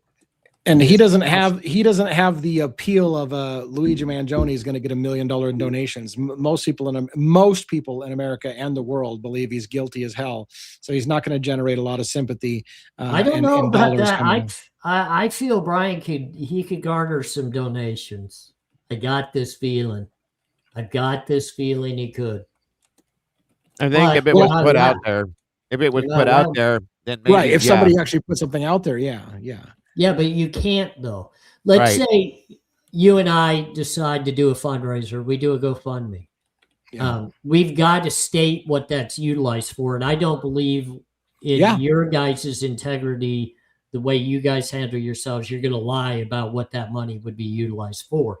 And I've learned my lessons through my past that I will never do it. I'm never going to claim that I'm raising money for one thing and then go utilize it for something else. I'm going to tell you what I'm raising money for. And if it was for Brian Kohberger, I have to state that. Now it's no longer able to be used. And there's platforms. I can't remember what the last one was. There are platforms that will not allow you to raise money for the defense of a criminal. Absolutely. If you've been in charge with a crime, you're not allowed to raise money for a criminal because they don't believe in the system that somebody wrongfully convicted. You're not allowed to raise money for a criminal. YouTube docked me and they demonetized me for a couple of weeks because I was speaking in regards to Brian Kohberger and raising money on how you can put money on his books and how you can order him books. And I put up a post. I had to immediately take it down. They punished me for that. Wow. Somebody in my community tried to start a GoFundMe and it was shut down within 24 hours. That's just ridiculous. GoFundMe definitely has you can't do it. I don't know how Luigi Mangione, I mean, they raised a lot of money for that guy, but that might have been directly to his lawyers, maybe. I can't remember the platform they used, but yeah, that's the thing. His lawyers set up a website and told people where they could donate money, and so they helped him out. Like, is that going to happen in Kohberger's case? Is Ann Taylor going to set up a fund for her client? No way. So she also works. She works for a state. She was a public defender. She couldn't do it. She probably could. She went into private. I thought she left public practice. She was still hired as a public defender, even though she went private. She was still being paid by the state. She was still being paid by the state, right? So she was not allowed to do anything of that nature. Yeah. All right, here's what I'm going to say for the last parting thing. I said I was going to leave early because I got to get up in the morning. I'm never fucking inviting A.R. Hayes again because that guy fucking made me go extra 2 hours. Fuck that guy. No, just kidding. It was great. It was great talking to you tonight. I really do appreciate you coming on. It was fantastic. Good conversation. Yes, yeah. Yes, I appreciate you guys. Definitely. Yeah. All right. Thank you very much for coming. We're going to say goodnight to everybody so that I can get the things that I got to get done and take a cat off to do the deed that he loves so much. Anyways, it is what it is. Yeah. So any parting thoughts, Robin, Dago, A.R. Hayes, anything you want to say on the way out? it was a great to have you here with us tonight, AR. And always appreciate your perspective on things. And it was a great conversation all the way around. So thank you very much, and thanks to the chat. We appreciate each and every one of you guys that show up on both our channels each and every night. You're very well loved, and so that's it from me. Yeah. Again, I agree fully with Robin. It was a great conversation as always. I was a little nervous at the beginning about what we were gonna get into a talk on, but it looks like you saved the day on that one, AR. So thank you for joining us. I know. I was thinking we're gonna get done in about an hour. We're gonna be done, and then bam. No faith. I can always talk. Yeah, we always have something to talk about. But it was a good conversation. It's been good talking to you. It's been a while. Grateful to have you up here tonight, as always. Hopefully, we'll do it again soon. And thank you to all the mods and all the amazing and beautiful people out there. Of course, guys, don't ever forget, you guys truly are the beautiful people. Make sure you love yourselves and love each other and take care of yourselves. And it was a great show. Thanks for having me here again tonight. Just real quick, I got a lot of love and respect for you guys. Lee, you've exploded onto the scene since the last time I was able to mingle with you. It's great to see. I always love your content. I watch more of your non-Idaho than your Idaho. Oh, that's cool. That's funny. But definitely funny. love to shake hands with you, Robin. You're always a sweetheart. I always adore you, and I'm very appreciative. And Dago, you and I have been actually friends for a very long time. I know. We may have some differences of opinion. Some things got out of hand or said, but I've got love and respect for you, your community, and I'm just plugging away, guys. I don't do this very often anymore. Absolutely, sir. I don't even make content very much anymore, but I appreciate you guys and respect you highly. So thank you for letting me join you guys for the night. Yeah, you bet. Thank you as well. And next time I get up to Vegas, I'll try to plan better ahead of time. Maybe we can meet in person. And if you're flying in, you've always got a car to drive while you're here. I'll get you a room to stay in, no cost out. I can even feed you while you're here. Around, we'll have a good time. I'll be there tomorrow. Going to Vegas. The offer's there for all of you. All you gotta do is reach out to me. My wife, beautiful gal that she is, has some great connections out here, and we'll definitely share that wealth with you guys. So, like a plan. Yeah, no, just let me know. But you guys are amazing. I thank you so much. I'm gonna let you guys end your show, but thank you to the crowd and yourselves. All right, yeah. Have a great night. Thank you all for coming. We'll see you again tomorrow night at the same time, 5 p.m. Pacific Standard Time, 8 p.m. Eastern on Crimes After Dark. Take it easy, everyone. Bye-bye. Have a great night. Good night.